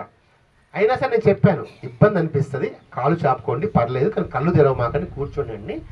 కింగ్ ఛాంబర్లో కూర్చున్నారు, క్వీన్ ఛాంబర్లో కూర్చున్నారు. నేను జస్ట్ ఒక 2-3 minutes మాట్లాడా. నేను గైడ్ కూడా ఏం చేయలేదు, 2-3 minutes మాట్లాడాను. 3 గంటలు 5 గంటల క్లాస్ అయిపోయింది. ఎవరైనా ఫ్రెష్ అయి ఉంటే ఫ్రెష్ అయ్యి రండి అని చెప్పన్నాను. కొద్దిమంది 5కే డైరెక్ట్ వచ్చేసారు, 5:30కి వచ్చేసారు. కొద్దిమంది 8 వరకు అండి. దాదాపుగా నేను అందరిని గమనిస్తూ ఉన్నాను. నాకు ఆ కనుగుడ్లు అది అర్థమైపోతాయి కదా. దాదాపు అందరినీ గమనిస్తూ ఉన్నాను. మొదటి గంట వరకు కొంచెం కష్టపడ్డారు. మొదటి గంటే కష్టపడ్డారు. కొంచెం అనీజీగా అనిపించింది, అటు ఇటు ఒకటి కొంచెం అసహనంగా ఉన్నా. ఆ తరువాత 2 గంటలు మాత్రము నేను లేపితే, నేను 8 o'clock, ఎందుకంటే మళ్ళీ అక్కడ భోజనం అయిపోతుంది కదా, 8:30కి లాస్ట్ కదా అన్నపూర్ణేశ్వర్లో. లేపితే, ఏంటి సార్ 3 గంటలు అన్నారు, అప్పుడే లేపారు ఏంది అన్నారు. 3 గంటలు అన్నారు కదా సార్, అప్పుడే లేపారు అంటే, అయిపోయిందమ్మా 3 గంటలు, ఎక్కువ అంత మేడల్సే వచ్చారు, అయిపోయిందమ్మా 3 గంటలు అయిపోయింది, మరి వెళ్ళి భోజనం చేయాలి అని చెప్పి అన్నాను. చూడండి, అంటే ఆ ఎనర్జీ ఒక్కొక్క ప్లేస్లో ఒక్కొక్క ఎనర్జీ ఉంటుంది, ఒక్కొక్క ప్లేస్లో. సో అలాంటి చోటికి మనం ఈ సమయంలో వచ్చామనుకోండి, 3 గంటల ధ్యానం మనం చేసుకుంటే ఎంత అద్భుతంగా ఉంటుంది. నేను మళ్ళీ ఏం చేశాను, భోజనం అయిపోయిన తర్వాత 9 గంటల నుంచి కూడా కూర్చోగలిగిన వాళ్ళు ఉంటే పత్రిజీ శక్తిస్థల్ దగ్గర కూర్చోమని చెప్పాను. 3 గంటలు 3 గంటలు మళ్ళీ కొద్దిమంది కూర్చున్నారు, కొద్దిమంది ఫస్ట్ టైం కదా అక్కడ కూర్చున్నాం కదా సార్ అన్నారు. ప్లస్ కొద్దిగా అక్కడ వాతావరణం కూడా అక్కడ బయట శక్తిస్థలాన్ని కొంచెం ఆరు బయట కదా, చీకటిగా ఉంది సార్ అన్నారు. నెక్స్ట్ టైం నుంచి ఆ లైట్ పెట్టి ఏర్పాటు చేస్తున్నాం. మళ్ళీ పొద్దున్న మళ్ళీ 5 to 8 3 hours, మార్నింగ్ 5 to 8 మళ్ళీ 3 hours. అంటే అక్కడ కనుక మీరు వస్తే 2 days క్లాస్ కనుక మీరు ఉంటే అక్కడ 12 గంటలు మీరు మహేశ్వర మహాపిరమిడ్లో ధ్యానం చేసుకోవచ్చు ప్రశాంతంగా ప్రకృతిలో. కాబట్టి వేసవికాలం సెలవులున్నా, ఎప్పుడు సెలవులు ఉన్నా సరే 2 days కోసం ఉన్నా లేకుంటే 4 days కోసమైనా కూడా మీరు రండి అక్కడికి. సో ఈ 3 గంటలు ఏదైనా సమయం మీరు కేటాయించుకోండి, ఓకేనా? రైట్. సో ఈ 3 గంటల ధ్యానం తర్వాత మీకు సోల్ ఎనర్జీ అని చెప్పాను కదా. సోల్ ఎనర్జీ చెప్పిన తర్వాత సోల్ ప్యూరిఫికేషన్లోకి వెళ్తాను. ఒక్క నిమిషం.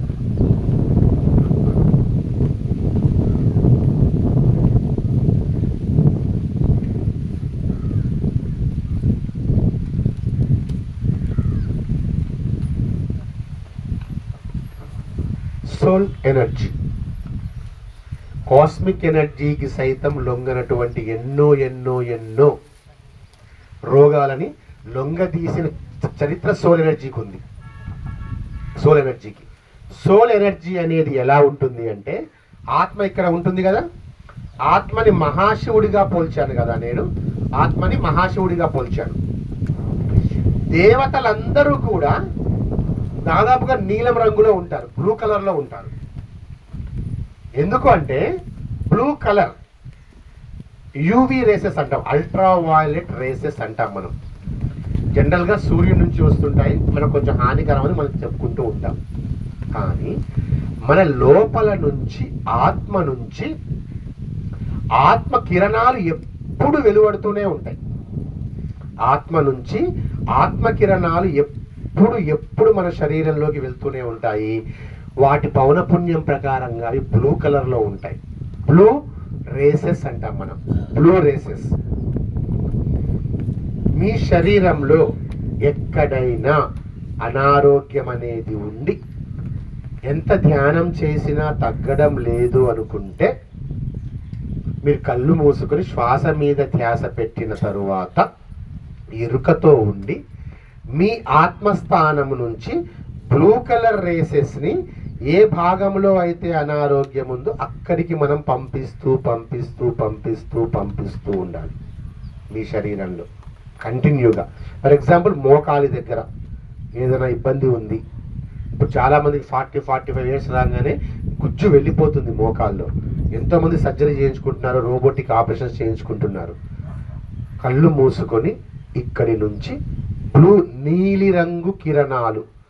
ఎందుకు నీలిరంగు అంటే దాని ఫ్రీక్వెన్సీ ప్రకారంగా దానికి బ్లూ కలర్ ఉంటుంది కాబట్టి ఆ నీలిరంగు కిరణాలని డైరెక్ట్గా మోకాలి దగ్గరికి పంపిస్తూనే ఉండాలి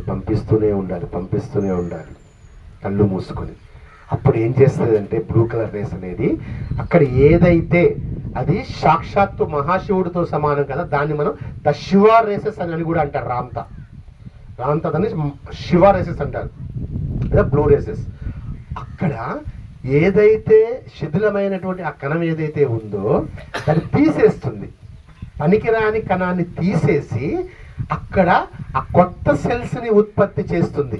Shiva is a destroyer and Shiva is a reformer. అంటే ఉండకూడదు తీసేస్తాడు మహాశివుడు, కొత్త దాన్ని కూడా పునఃసృష్టిస్తాడు. లేదా మీ లివర్లో ఏదైనా ప్రాబ్లం ఉంది, ఈ మధ్య చాలామందికి వస్తున్నాయండి లివర్ ప్రాబ్లమ్స్ అనేవి, చాలామందికి వస్తున్నాయి. ఏది నాన్ ఆల్కహాలిక్ లివర్ ప్రాబ్లమ్స్ చాలామందికి వస్తున్నాయి ఆహారం కంటామినేట్ కావడం వల్ల. ఇక్కడ నుంచి బ్లూ కలర్ రేసెస్ లోపలే మీ లివర్ స్థానంలోకి డైరెక్ట్గా వెళ్తున్నాయి. ఆ లివర్ని మొత్తాన్ని కూడా ప్రక్షాళన చేస్తున్నాయి. అక్కడ ఏదైతే డిసీజ్ ఏదైతే ఉందో అది వెళ్ళిపోతుంది. అక్కడ న్యూ సెల్స్, ఆ కొత్త కణాలు ఉత్పత్తి అవుతున్నాయి. దాన్ని మనం అంతర్నేత్రంతో ఎంతసేపు చూడగలిగితే అక్కడ క్యూరింగ్ అంత ఫాస్ట్ అవుతుందండి. అది ఏ పార్ట్కైనా మీరు చేసుకోవచ్చు, మీ కంటికి, మీ బ్రెయిన్కి. ప్లస్ మీకు ఎలాంటిది లేదు, హెల్దీగా ఉన్నారు, సూపర్. అయినా సరే బ్లూ కలర్ రేసెస్ని బాడీ మొత్తం పంపించేసుకోండి. అప్పుడు మీ బాడీ బ్లూ బాడీ అవుతుంది. ముందు కూడా మీకు ఏమీ రావు. రక్షణ కవచం అన్నమాట అది. బ్లూ బాడీ అంటే ప్రొటెక్షన్, రక్షణ కవచం. మీకు ముందు కూడా ఏది రాదు. రైట్? బ్లూ బాడీ ద్వారా మీ ఆరోగ్యాన్ని మీరు సంపూర్తిగా నయం చేసుకోవచ్చు. నా సంకల్ప సిద్ధి పుస్తకంలో రాశాను నేను ప్రాసెస్ కూడా మొత్తం. పెద్ద ప్రాసెస్ ఏముండదు. మనం కూర్చొని నేను ఆత్మని, నేను అంతరాత్మని, నేను ఆత్మ తేజాన్ని, నేను సాక్షాత్తు ఆ దైవాన్నే నేను అని అనుకున్న తర్వాత ధ్యానంలోకి వెళ్ళాలి. ఈ భావన మనకి ధ్యానంలో స్థిమితమవుతుంది అన్నమాట. సో అది బ్లూ బాడీకి సంబంధించి శరీరాన్ని సంపూర్ణ హీలింగ్ మనం చేసుకోవచ్చు. మీరు వేరే వాళ్ళకు కూడా మీరు చేయొచ్చు, కానీ బ్లడ్ రిలేషన్ అయి ఉంటే మీరు చేయొచ్చు. అంటే మీ పాప కానీ మీ బాబు కానీ ఉన్నారు, ఏదో చిన్న ఇబ్బంది పడుతున్నారు, లేదా మీ తల్లిదండ్రులు ఉన్నారు, ఏదో వయస్సు వల్ల ఏదో ఇబ్బంది పడుతున్నారు, మీరు మీ నుంచి బ్లూ రేస్ వాళ్ళ బాడీకి పంపించవచ్చు. మీకు ఆ రైట్ ఉంటుంది, ఎందుకంటే సేమ్గా డిఎన్ఏ కాబట్టి.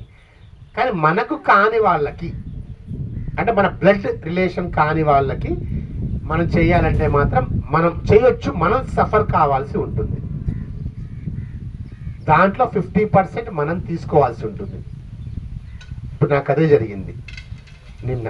అంటే బ్లడ్ రిలేషన్ కాదు వాళ్ళు, కానీ నాకు చాలా ఆప్తులు సర్జరీకి వెళ్తున్నారు ఐసీయూలోకి.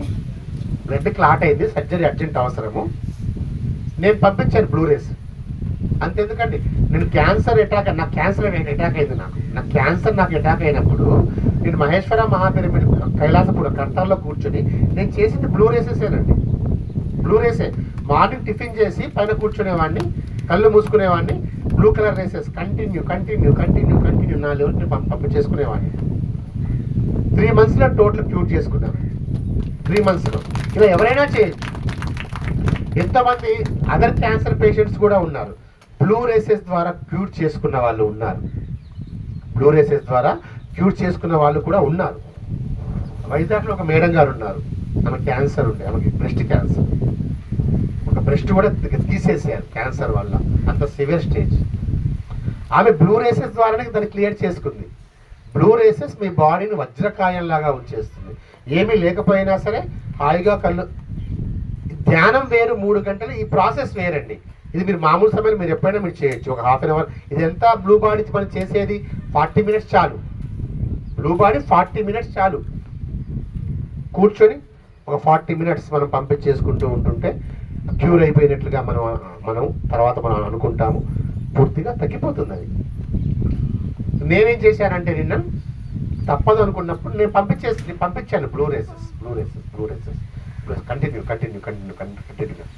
దాని ఫలితంగా సర్జరీ సక్సెస్ అయింది. సక్సెస్ అయిపోయింది. నేను కొంచెం తీసుకోవాల్సి వచ్చింది. దానివల్ల నైట్ నుంచి చాలా సఫర్ అయ్యాను. నైట్ నుంచి కూడా, మార్నింగ్ నుంచి కూడా చాలా సఫర్ అయ్యాను. అందుకే ఏం తీసుకోవట్లేదు కదా, మీరు చూసే ఉంటారు సఫరింగ్లో. అంటే అది మనం చేయకూడదు అంటారు. బ్లడ్ రిలేషన్ ఉంటే చేయొచ్చు.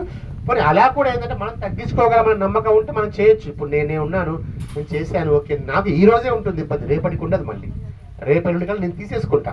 ఎందుకంటే నాకు కొద్దిగా ఎనర్జీ లెవెల్స్ అనేవి ఉంటాయి. అంటే నాకని కాదు, ఎవరికైనా ధ్యానం చేసేవాళ్ళు వాళ్ళు నాన్ మెడిటేటర్స్, వాళ్ళ ధ్యానం వాళ్ళకి తెలియదు అనమాట. సో నాకు ధ్యానం చేసిన వాళ్ళకి నేను క్యూర్ చేసుకుంటా 2-3 daysలో. అవతల అది కాపాడాలి కదా అని చెప్పన్నట్టుగా ఉంటాయి. సో ఒకవేళ హీలింగ్ చేయాలనుకుంటే మీరు చేయండి, కానీ బ్లడ్ ప్రెషర్ వాళ్ళ అలా చేయండి. ఓకే, మనం తీసుకుందుకు ఇప్పుడు నాకు దగ్గు కూడా ఉంది కదా, ఈ దగ్గు కూడా నేను ఒక మేడం గారికి నేను చేసింది హీలింగ్. కానీ 2 months అవుతుంది. ఇక తీసేసుకున్నాను పూర్తిగా. నేను అసలు ఆమె ఇక బాడీ వేకేట్ చేసే పరిస్థితి అనమాట. క్యూర్ చేసుకున్నాను అంటే ఇక నేను తీసుకున్నాను. ఇక అందుకే దగ్గరేది నేను తగ్గించుకుంటూ వస్తాను చిన్నగా. ఒక 1 monthలో నాకు ఆమెదంతా నేను తీసుకున్నా కదా, ఆమె ఇప్పుడు ఓకే అయిపోయింది, నేను క్యూర్ చేసుకుంటాను. అంత శక్తి ఉంటేనే మీరు చేయండి, ఓకేనా? అయితే మీకు మీరు చేసుకోవచ్చు మంచి బ్రహ్మాండంగా. బ్లూ బాడీ బ్రహ్మాండంగా మీరు చేసుకోవచ్చు. బ్లూ బాడీ చేసుకుంటే మీకు ప్రొటెక్షన్ అండి. ఇక అసలు మీకు ఎప్పుడు ఏమీ రాదనమాట. బ్లూ బాడీ మీరు చేసుకుంటే సంపూర్తి అసలు హ్యాపీ అయిపోతుంది అనమాట. మీకు ఎలాంటివి కూడా మీకు రావు బ్లూ బాడీ వల్ల. అప్పుడు నా బుక్ రిలీజ్ అయినప్పుడు వశిష్ఠ గౌతమి దగ్గర మొత్తం మేము బ్లూ బాడీ ప్రొటెక్షన్ వేసుకునే ఉన్నాం పూర్తి. ఎక్కడ కూడా ఏ కరోనా కూడా నేను రాలేదు అప్పుడు. మన కరోనా 2nd stage అప్పుడు నా బుక్ రిలీజ్ అప్పుడు. అమ్మా అది ఎప్పుడైనా చేయొచ్చు అమ్మా. బ్లూ బాడీ మనం ఎప్పుడైనా చేసుకోవచ్చు. ఇప్పుడు మనం ఖాళీగా ఎప్పుడు కూర్చున్నా మనం అనుకోవచ్చు. ఇప్పుడు బస్సులో వస్తున్నా అనుకోండి, ఆయన కళ్ళు మూసుకొని బ్లూ రేసెస్ శరీరం మొత్తం వస్తున్నాయి, బాడీ మొత్తం బ్లూ బాడీగా అవుతుంది. చూసుకోవడమే మన లోపల. నేను దర్శించుకోవడం అంట. ఎందుకు నేను దర్శించుకోవడం అంటానంటే చూపు 2 కళ్ళతో అవుతుంది, దర్శనం అనేది అంతర్నేత్రంతో అవుతుంది. ఇప్పుడు మనం వెంకటేశ్వర స్వామి దర్శనానికి మనం వెళ్తాం కదా, మనం ఏమంటాం? నువ్వు చూసావా, నువ్వు దర్శనం బాగా జరిగిందా అంటావు కదా. దర్శనం బాగా జరిగిందా అంట. ప్లస్ మీరు గమనించారో లేదో, నేను చాలాసార్లు వెళ్ళాను. మనం దగ్గరికి రాగానే స్వామివారిని చూడగానే మనం కళ్ళు మూసుకుంటాం. చాలామందికి మీకు అనుభవం వచ్చే ఉంటుంది. కళ్ళు మూసుకుంటే పూజారి గారు అంటారు, అంత దూరం నడుచుకుంటూ వచ్చి దగ్గర రాగానే కళ్ళు మూసుకుంటావేందయ్యా అంటారు. ఒక్కోసారి మన కళ్ళు అలా మూతలు పడతాయి. ఎందుకంటే చూపు అవసరం లేదు. కళ్ళు మూసుకుంటే మన అంతర్నేత్రం చూస్తుంది అనమాట, మన ఆత్మ చూస్తుంది. అందుకే దానికి దర్శనం అంటాం. దర్శనం బాగా జరిగిందని ఎందుకంటామంటే అంతర్నేత్రంతో చూడబడేది దర్శనం. కంటితో చూసేది చూపు. కన్ను ఎంతవరకు చూస్తుందండి? 1 కిలోమీటర్ దూరం వరకు తప్ప నేను చూడలేనుగా. ఆ కొబ్బరి చెట్టు నాకు కనబడుతుంది, దాని వెనకాల నాకు కనబడదు కదా. కన్ను ఎంతవరకు చూస్తుంది? అది లిమిట్. నీ కన్ను, నీ ఆత్మ యొక్క చూపు అనంతం వైపు వెళ్తూనే ఉంటుంది. సో కాబట్టి ఆత్మ చూపే దర్శనం అంటాం. బ్లూ రేస్ని మీరు దర్శనం చేసుకోండి. అయితే ఇక్కడ మీకు రావచ్చు, సార్ ఊహించుకోవాలా సార్ అంటారు. ఊహించుకోవడం కాదు, ఊహ అంటే అవ్వని దాన్ని అనుకోవడం ఊహ.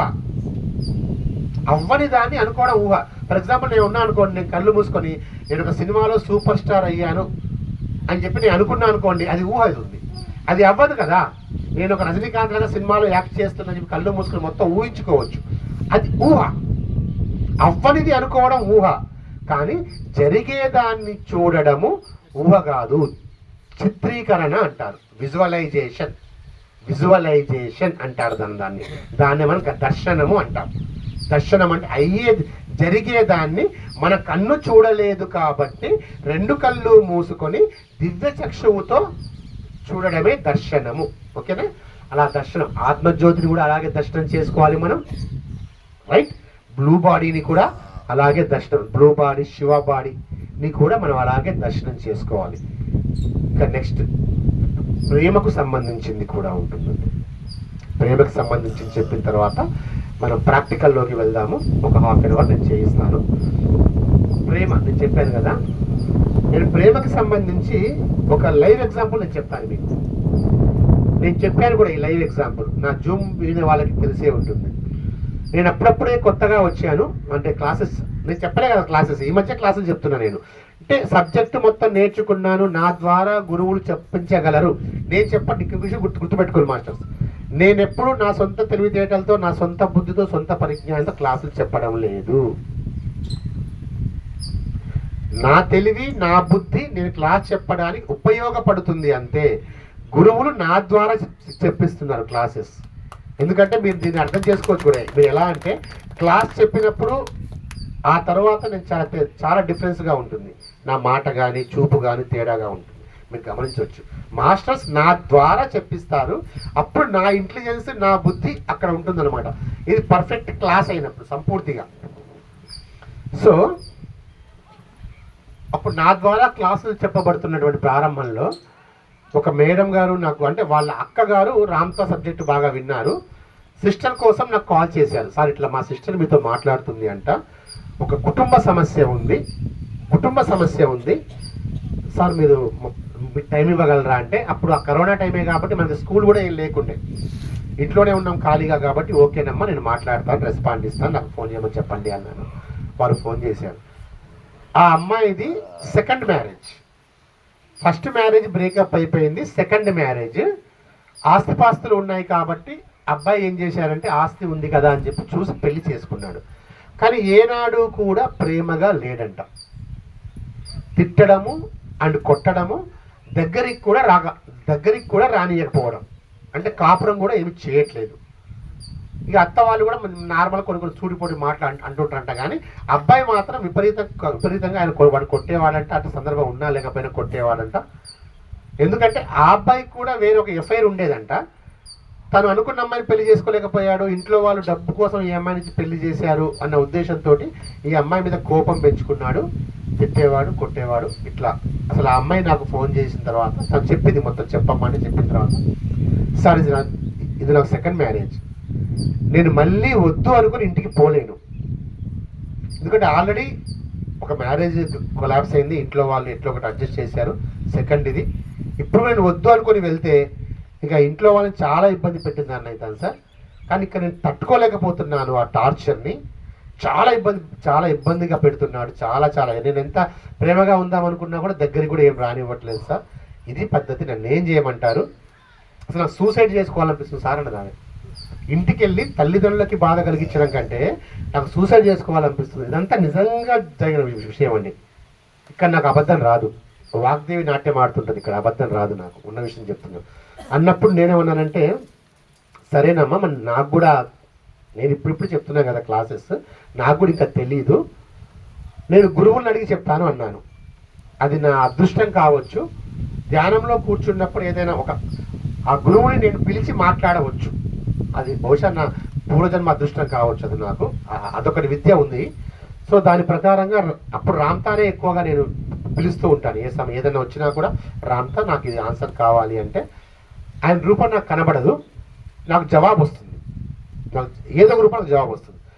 సో రామ్తాని అడిగాను, రామ్తా ఏంటి ఇది ఇలా ఉందంట, మరి అమ్మాయిని మనం ఎట్లా చేస్తాము ఏంటి అంటే తను చెప్పాడు నాకు, లవ్ ప్రేమ ద్వారా సాధించలేనిది లేదు అన్నప్పుడు నేను అన్నాను, మరి అమ్మాయి ప్రేమిస్తూనే ఉంది కదా అంటే, అమ్మాయి ప్రేమిస్తున్నట్టు అనుకుంటుంది,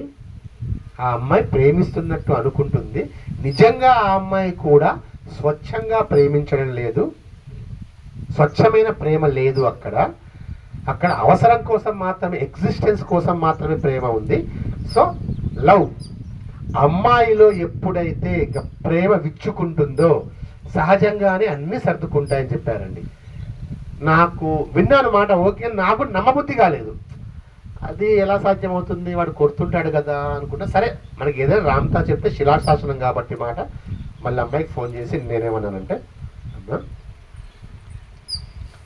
ఆమెకి ధ్యానం వచ్చు, వాళ్ళ హస్బెండ్ ధ్యానం రాదు. నువ్వు ధ్యానం చేస్తుంటావు కదా, ధ్యానం చేయి. నువ్వు ధ్యానం చేసేటప్పుడు ఏం చేయంటే మీ హస్బెండ్కి ఆ ప్రేమ కిరణాలు పంపిస్తూ ఉండు ఆత్మ నుంచి. ఆత్మ నుంచి మనకి 2 రకాల కిరణాలు వస్తాయి. ఒకటే బ్లూ రేసెస్ మీ హెల్త్ కోసం వస్తాయి, ఇంకోటి మనకి రోజ్ కలర్ రేసెస్ అంటే మనకి లవ్కి సింబాలిక్గా ఒక రోజ్ కలర్ రేసెస్ లాంటివి, అంటే ఆ ఫ్రీక్వెన్సీకి తగ్గట్టుగా అనమాట. రోజు ప్లస్ కొంచెం వాయిలెట్, అవి ఇంటెన్సిటీ బట్టి మారుతూ ఉంటాయి. సో లవ్ రేసెస్గా మనం చెప్పుకుంటాం దాన్ని. సోల్ అంటేనే ఆత్మ అండి. ఎందుకంటే మహాదేవుడి శక్తి ఎంత ఉంటుందో ఆత్మకి, ఆ పార్వతీమాత ప్రేమ కూడా అంతే ఉంటుంది ఆత్మకి. అందుకే సోల్ని మీరు 4వ సీల్గా మీరు చూపించినప్పుడు దీని లక్షణం ఏం తెలుసా? సోల్ యొక్క లక్షణం అన్కండిషనల్ లవ్. అంటే అవతలి వారి నుంచి ఏమీ ఆశించకుండా మనం ప్రేమించడం. అన్కండిషనల్ లవ్ అనేది అనాహత చక్రం యొక్క మూల లక్షణం అనమాట. అది అన్కండిషనల్ లవ్. అమ్మ నీ యొక్క ఆత్మ నుంచి అన్కండిషనల్ లవ్ అంటే నేను అన్నాను, అతన్ని ప్రేమిస్తూ ఉండు, ప్రేమిస్తూ ఉండు. నువ్వు ప్రేమించడం వల్ల అతను మళ్ళీ నిన్ను ప్రేమిస్తాడు అన్నట్టు కూడా వద్దు. ఏ కండిషన్స్ లేకుండా అన్కండిషనల్గా నువ్వు అతన్ని ప్రేమిస్తూనే ఉండు. అతనికి ఏం కావాలో దగ్గర ఉండి నువ్వు చూసుకో. అతను కొడుతున్నా తిడుతున్నా అన్కండిషనల్ లవ్ అన్న పదం. కండిషన్స్ వద్దు. అవతల వారి నుంచి ఏదో ఆశించి మనం ప్రేమించకూడదు. అవతల వారి వల్ల మనకు ఉపయోగం ఉంటుంది కదా అని మనం ప్రేమించకూడదు. అవతల వారు మనల్ని తిరిగి ప్రేమించినా ప్రేమించకపోయినా వాళ్ళు ఎలా ఉన్నా సరే మనం మాత్రం అన్కండిషనల్ లవ్తో ఉంటే మనం సోల్ స్టేట్లో ఉన్నట్టేనండి. సోల్ స్టేట్లో మనం ఉన్నట్టే. నేను అమ్మాయికి అలా చెప్పాను, సార్ మరి కొడుతుంటే ఎట్లా ఎట్లా సార్, ఇబ్బందిగా ఉంటుంది కదా అన్నది. ఇబ్బందిగానే ఉంటుంది. నేను ఇది ఈజీ అని చెప్పట్లేదు, నేను నీకు ఇబ్బందిగానే ఉంటుంది కానీ ప్రయత్నం చేయమ్మా. మరి నేను అన్నా, ఇది తప్ప ఇంకేదన్నా మార్గం ఉందనుకుంటున్నావా? లేదు. ఏ మార్గం లేనప్పుడు సరే ఉన్నదాన్ని చేద్దాము, ప్రయత్నం చేయమ్మా. నాకు ఆ గురువులు కూడా చెప్పారు, వారు చెప్పారంటే అవుతుంది ఖచ్చితంగా చేయమ్మా అన్నాను. ఒక 21 days చేసిన తర్వాత నాకు మళ్ళీ కాల్ చేయి అని చెప్పంటే చేసింది, కాల్ చేసింది. సార్ అయినా కొడుతూనే ఉన్నాడు సార్, నేను కూడా తన్ని అంత సంపూర్తిగా ప్రేమించలేకపోతున్నాను అన్కండిషనల్గా. నేను కూడా నాలోంచి కూడా లవ్ రేసెస్ రావట్లేదు మా హస్బెండ్ వైపుగా అని చెప్పన్నది. అంటే నేను అన్నా, అదేనమ్మా ఫస్ట్ నీ నుంచి స్వచ్ఛమైన ప్రేమటు వెళ్ళట్లేదు. నీకు ముందే చెప్పొచ్చు ఈ విషయం. నేను చెబితే నేను అబద్ధం చెప్తున్నావు అనుకుంటావు. నీ నుంచి స్వచ్ఛమైన ప్రేమ వెళ్ళట్లేదు. కొంచెం వెనక్కి వేసుకోండి మాస్టర్స్, ఎండ వస్తున్నట్టుంది కదా బాగా, కొంచెం నీడ ఉంది, వెనక్కి వేసుకోండి. స్వచ్ఛమైన ప్రేమ నీకు రావాలి అంటే నిన్ను నువ్వు ప్రేమించుకో. స్వీయ ప్రేమ ఫస్ట్. నిన్ను నువ్వు ప్రేమించుకుంటూ ఉండు. నీ పరిస్థితిని చూసి నీ మీద నువ్వు ఎట్టి పరిస్థితుల్లో కూడా జాలి అనేది రానివ్వమాక. నువ్వు ఎలా ఉన్నా మహారాణివి అనుకో, నువ్వు ఎలా ఉన్నా అద్భుతంగా ఉన్నావు అనుకో. స్వీయ ప్రేమ చేసుకుంటూ మళ్ళొక 21 రోజులు పంపించు అని చెప్పన్నానండి. మళ్ళీ ప్రయత్నం చేయన్నాను. చేసింది మళ్ళీ ప్రయత్నం, తను ప్రేమించుకుంటూ ప్రయత్నం చేసింది. ప్రయత్నం చేసి 21 days అయిన తర్వాత మళ్ళీ నాకు కాల్ చేసింది. సార్ కొద్దిగా మంచిగా ఉంది సార్, ఇప్పుడు అయితే తిడుతున్నాడు కానీ కొట్టడం అయితే ఆగిపోయింది సార్. అంతకుముందు కొంచెం మంచిగా గ్లాస్ ఇచ్చినా, బయట నుంచి వచ్చేటప్పుడు ఏదైనా టిఫిన్ ప్లేట్ ఇచ్చినా కూడా విసిరి కొట్టేవాడు. తీసుకుంటున్నాడు సార్, తీసుకుంటున్నాడు చెప్పన్నదండి. అన్న తర్వాత ఓకే రైట్, నో ప్రాబ్లం. ఎందుకంటే ఇప్పుడు చూడండి, చిన్న లాజిక్ ఇక్కడ. మనం ప్రేమను ఇస్తూ ఉన్నాం కదా. ఇప్పుడు అవతలి వాళ్ళలో ఉన్నది కూడా ఆత్మే కదా, బండరాయి అయితే ఏం లేదుగా. మనలో ఏ ఆత్మ అయితే ఉందో, మనము ద్వేషించే వాళ్ళు, మనల్ని ద్వేషించే వాళ్ళు కూడా ఆత్మే కదా ఉంది. నువ్వు వరుసగా ప్రేమ కిరణాలు పంపిస్తున్నప్పుడు అది ఏదో ఒకరోజు స్పందించాల్సిందే కదా. అది ఆత్మే కదా, అక్కడ వేరేది ఏం లేదు కదా, ఆత్మే ఉంది. అది ఏదో ఒక టైంలో స్పందించక మానదు, ఖచ్చితంగా స్పందిస్తుంది. అది ప్రేమకి వరుసగా వరుసగా వరుసగా నువ్వు అటాక్ చేస్తున్నప్పుడు దాంట్లో కూడా ఆ మెల్ట్నెస్, ఆ కరిగిపోవడం అనేది వస్తుంది. ఎంత కఠిన హృదయమైనా సరే మనం ప్రేమిస్తూ ఉంటే ఆ పాషాణమైన కరిగిపోతుంది అంటారు. ప్రేమకి రాళ్ళు సైతం కరిగిపోతాయంటారు. స్టార్ట్ అయింది అతనిలో. నేను అన్నాను ఓకే ఇంకా బాగా చూసుకో, ఈసారి 21 రోజులు కాదు 41 రోజులు నాకు మళ్ళీ నువ్వు ఫోన్ చేయొద్దు, 41 రోజుల తర్వాత నాకు కాల్ చేయి తల్లి అని చెప్పన్నా. నేను చేసిందండి 41 రోజులు. అసలు అద్భుతమైన ఫలితం ఆమె సాధించింది.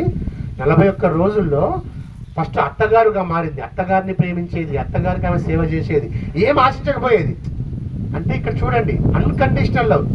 నేను చేసేది నాకు మంచిగా చూడడం కోసం కాదు, నా భర్త, నేను ప్రేమించాల్సినటువంటి వ్యక్తి, నేను తన్ని ప్రేమించాలి. అతను మళ్ళీ ప్రేమిస్తాడా ప్రేమించడా అతని ఇష్టం, కానీ నేను తన్ని ప్రేమించాలి కదా. ఈ భావనతో ఆమె చేసింది, అద్భుతంగా వర్కౌట్ అయిందండి.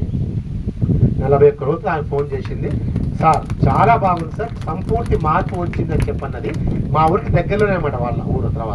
ఆ తర్వాత వాళ్ళు ఇద్దరు కలిసి మా ఇంటికి వచ్చారు. తర్వాత వాళ్ళకి ఒక ఆడపిల్ల కూడా పుట్టింది. తన దగ్గరికి ఆమె తీసుకోలేదు, అంతకుముందు 1 year దాకా దగ్గరికి కూడా రానిచ్చేవాడు కాదు. తర్వాత ఒక పాప పుట్టింది, పాపను తీసుకొని మా ఇంటికి వచ్చారు. ప్రేమ అద్భుతం సృష్టిస్తుంది. కాకుంటే మనకి సహనం ఉండాలి, ఓపిక ఉండాలి. మనకేమో ఈ రోజుతో అయిపోవాలి, 2 రోజుల్లో అయిపోవాలి, 3 రోజుల్లో అయిపోవాలి అని ఉంటుంది. కంటిన్యూగా సహనం ఉండాలి, ఓపిక ఉండాలి. ఆ కాలం ప్రతి ఒక్కరికి మంచే చేస్తుంది, మనం ఓపికతో ఉండాలి.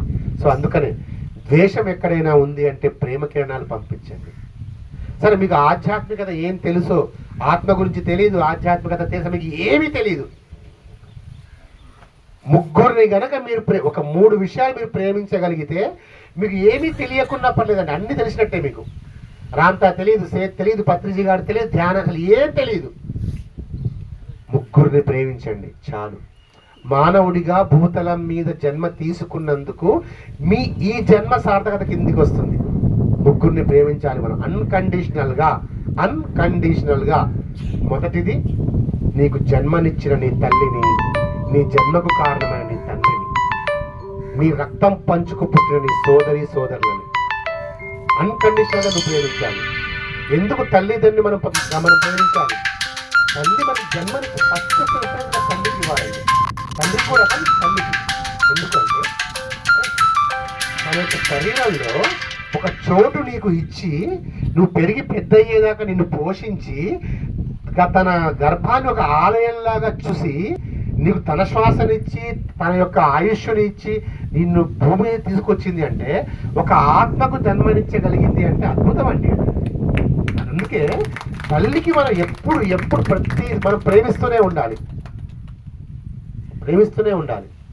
కానీ ఇప్పుడు ఉండట్లేదు కదా ఆ రోజులు, ఇప్పుడు ఉండట్లేదు, ఆ రోజులు లేవు. ఇప్పుడు ఒక ఏజ్ రాగానే వృద్ధాశ్రమాలు అక్కడ పంపించేస్తున్నాం. ఓకే, నేను దాన్ని కూడా పూర్తిగా ఖండించను. ఎందుకు అంటే, నీకు మ్యారేజ్ అయింది, ఒక కుటుంబం నీకు ఉంది, సరే నీ కుటుంబంలో వద్దు అనుకున్నప్పుడు సరే నువ్వు విడిగా అయినా ఉంచు, కానీ విడిగా ఉన్నా కూడా ప్రేమతో ఉండు అంటా నేను. విడిగా ఉంచైనా ప్రేమగా ఉండు. విడిపోయి మళ్ళీ కలిసి ఉంటే హ్యాపీ కదా, విడిపోయి కలిసి ఉంటే హ్యాపీ. ఎందుకంటే అబ్బాయికి కొంచెం మ్యారేజ్ ఈజ్ వచ్చిన తర్వాత, పెళ్ళైన తర్వాత సహజంగా కొత్తగా వచ్చే అమ్మాయి ఏమనుకుంటుంది, మనకంటూ ఒక సంసారం ఉండాలి అని కోరుకుంటుంది. కాబట్టి తల్లి తండ్రి నుంచి వస్తాం మనం, వేరే కాపురం పెట్టుకుంటా, మనకి పిల్లలంతా ఉంటారు కాబట్టి. కానీ విడిగా నువ్వు కలిసి ఉండాలి వాళ్ళతోటి. అందుకే మా ఖురాన్లో ఒక అద్భుతమైన వాక్యం ఉంటుందండి, కన్న తల్లి పాదాల చెంతే స్వర్గం ఉంది అంటాడు ఆ ప్రవక్త గారు. కన్న తల్లి పాదాల కింద స్వర్గం ఉంది అంటారండి. ఎప్పుడు కూడా ఒక్క మాట కూడా పరుషంగా మాట్లాడవద్దు కన్న తల్లితోటి. ఇంకా పరుషంగా మాట్లాడవద్దు, విసిగెత్తినట్టుగా పరుషమైన పదం తల్లి విషయంలో తీయకూడదు. తల్లిని ప్రేమించండి first top most priority. Number 2 ఏంటంటే, మీరు ప్రేమించాల్సింది మీ భర్తని, మీ భార్యని.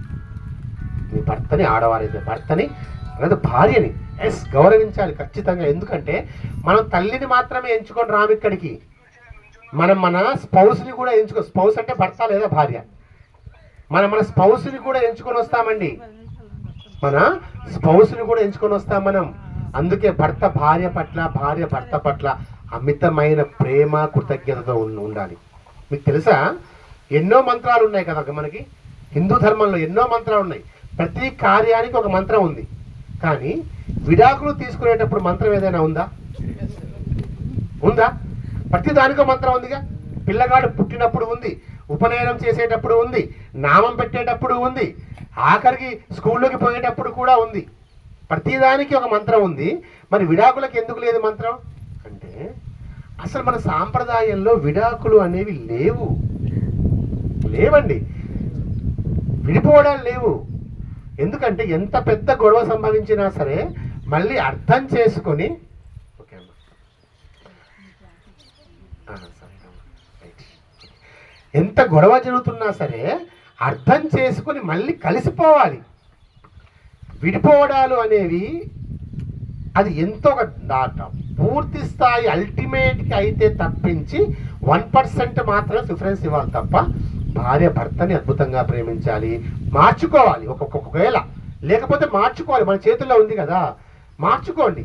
కానీ ప్రేమని మాత్రం అలా ఉండాలి. ఓకే, అసలు నా ఉద్దేశంలో నేను సెకండ్ దానికే ఫస్ట్ ఇంపార్టెన్స్ కూడా ఇస్తా, ఈక్వల్ ఇంపార్టెన్స్ కూడా ఇస్తా. నేను భార్యకి తల్లితో సమానంగా ఇంపార్టెన్స్ ఇస్తా. ఇవ్వాలి కూడా అండి, ఇవ్వాలి కూడా. అంతే కదా. మా రక్త సంబంధం కాదు, మన కుటుంబము కాదు, ఎక్కడో జన్మ తీసుకుంటుంది ఏదో తల్లిదండ్రుల మధ్యలో. వాళ్ళ మధ్యగా అల్లారు ముద్దుగా పెరిగి 20 సంవత్సరాలు అక్కడే ఉండి మనం పెళ్లి చేసుకున్నామన్న కారణంతో మన ఇంటికి వచ్చి మనతో జీవితాంతం పంచుకుంటుంది. చూసారా? అందుకని భార్య అయినా భర్తను ఇద్దరికి వర్తిస్తుందండి, ఇద్దరికి వర్తిస్తుంది. భార్యలు కూడా భర్త మీద అమితమైనటువంటి ప్రేమతో ఉండాలి, అమితమైనటువంటి ప్రేమతో. మీకోసం అతను సంపాదించినా ఏం చేసినా కూడా ఆ కుటుంబం కోసమే కదా. కాబట్టి ఒకవేళ వాళ్ళలో ఏదైనా మార్పు వస్తే మనం ఏం చేయాలి? అన్కండిషనల్ లవ్ ద్వారా వాళ్ళు మార్చుకోవాలి. 2, మూడోది మనం ప్రేమించాల్సింది మన సహప్రకృతిని. మన సహప్రకృతిని. ఒక చెట్టు ఉంది, నేను కొన్నిసార్లు నేను చూస్తాను, నేను గమనించాను కూడా. ఏంటంటే ఇంకా పండ్లు ఇస్తుంది ఈ చెట్టు అని చెప్పి మామిడి చెట్టుకి జామ చెట్టుకి నీళ్లు బాగా వేస్తుంటారు, నీళ్ళు బాగా పోస్తుంటారు. ఎందుకంటే మనకి మామిడికాయలు మంచిగా ఇస్తుంది, జామకాయలు బాగా వస్తాయి, సపోటాకాయలు బాగా వస్తాయని. కొన్ని చెట్లు ఉంటాయి, అవేంటంటే ఇంట్లో వస్తాయి ఆ చెట్లు. అవి వాటి వల్ల మనకు ఉపయోగం అనేది ఏమీ ఉండదు, వాటికి పోయారు నీళ్ళు. నేను ఇది కూడా గమనించానండి. నేను ప్రతి చిన్న విషయం కూడా గమనిస్తా. ఎందుకు దానికి పోయట్లేదంటే దానివల్ల ఏముంది, అది పిచ్చి మొక్క అంటారు. సృష్టిలో ఏది పిచ్చి మొక్కలు అంటే ఏమి ఉండవు. ప్రతి దానికి ఏదో ఒక స్పెషాలిటీ ఉంటుంది. భూమి మీద ప్రతిదీ ఉంది అంటే జీవ వైవిధ్యం నెలకొనడానికి ప్రతి ఒక్కదానికి కూడా ఇంపార్టెన్స్ ఉందండి. పిచ్చి మొక్కకి నీళ్లు పోయకపోవడం, మామిడి చెట్టుకే నీళ్లు పోయడం. అన్కండిషనల్లో మనం చెట్ల విషయంలో కూడా చూపించాలి. అంటే మనం చెట్లని ప్రేమించాలి, పక్షుల్ని ఎండాకాలం వచ్చింది, మనం చేయాల్సింది ఏముంటుందండి? చిన్న గిన్నెలో నీళ్లు కొంచెం అక్కడ పెట్టి కొన్ని గింజలు పెడితే వాటి పొట్టెంత, సగం గింజ అద్దిని వెళ్ళిపోతుంది. అంతే కదా. చెట్లని ప్రేమించాలి, పక్షుల్ని ప్రేమించాలి, జంతువుల్ని ప్రేమించాలి. వాటి పట్ల మనం చూపే అన్కండిషనల్ ప్రకృతి పట్ల. సముద్రాన్ని ప్రేమించాలి. ప్రతి ఒక్కదాన్ని ప్రేమించాలి. అంటే ఏంటి? నష్టం చేయొద్దని అర్థం. మనం తెలియకుండానే తెలుసా ఈ భూమండలం ఇప్పుడు ఎట్లా అవుతుందో? ఆయన నవీన్ గారు చెప్పిన దాంట్లో ఉంది వన సంరక్షణ.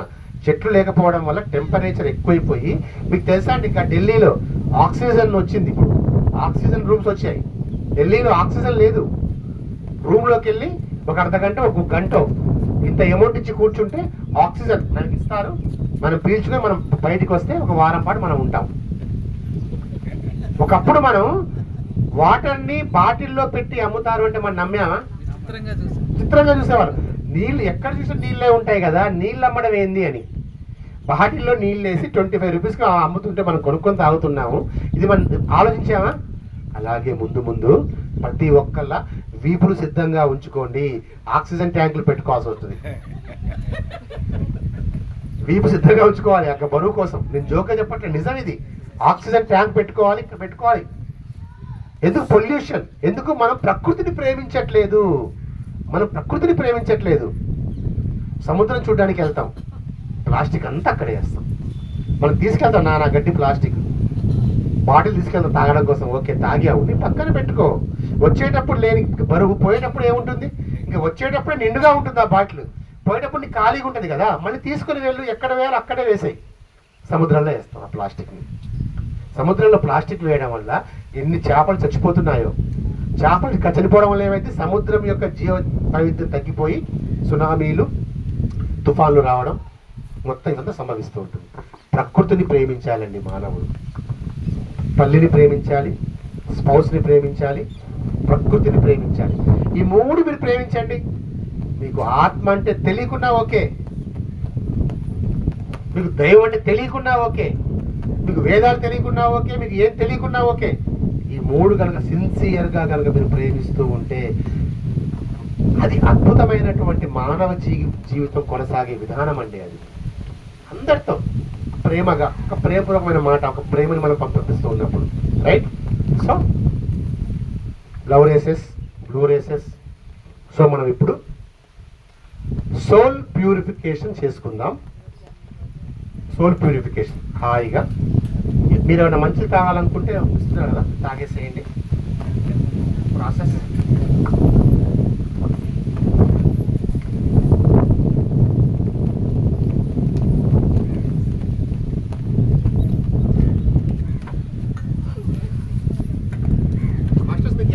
మీకు ఎండ ఇబ్బంది కొడుతుంటే ఇటు పక్కన రండి. ఇటు మంచిగా నీడ ఉంది చూడండి, సార్ దగ్గర మంచిగా నీడ ఉంది. ఎందుకంటే ఎండ వల్ల మన ఇబ్బంది, అంటే మన ప్రాసెస్ ఇబ్బందులోకి రాకూడదని నా ఉద్దేశం.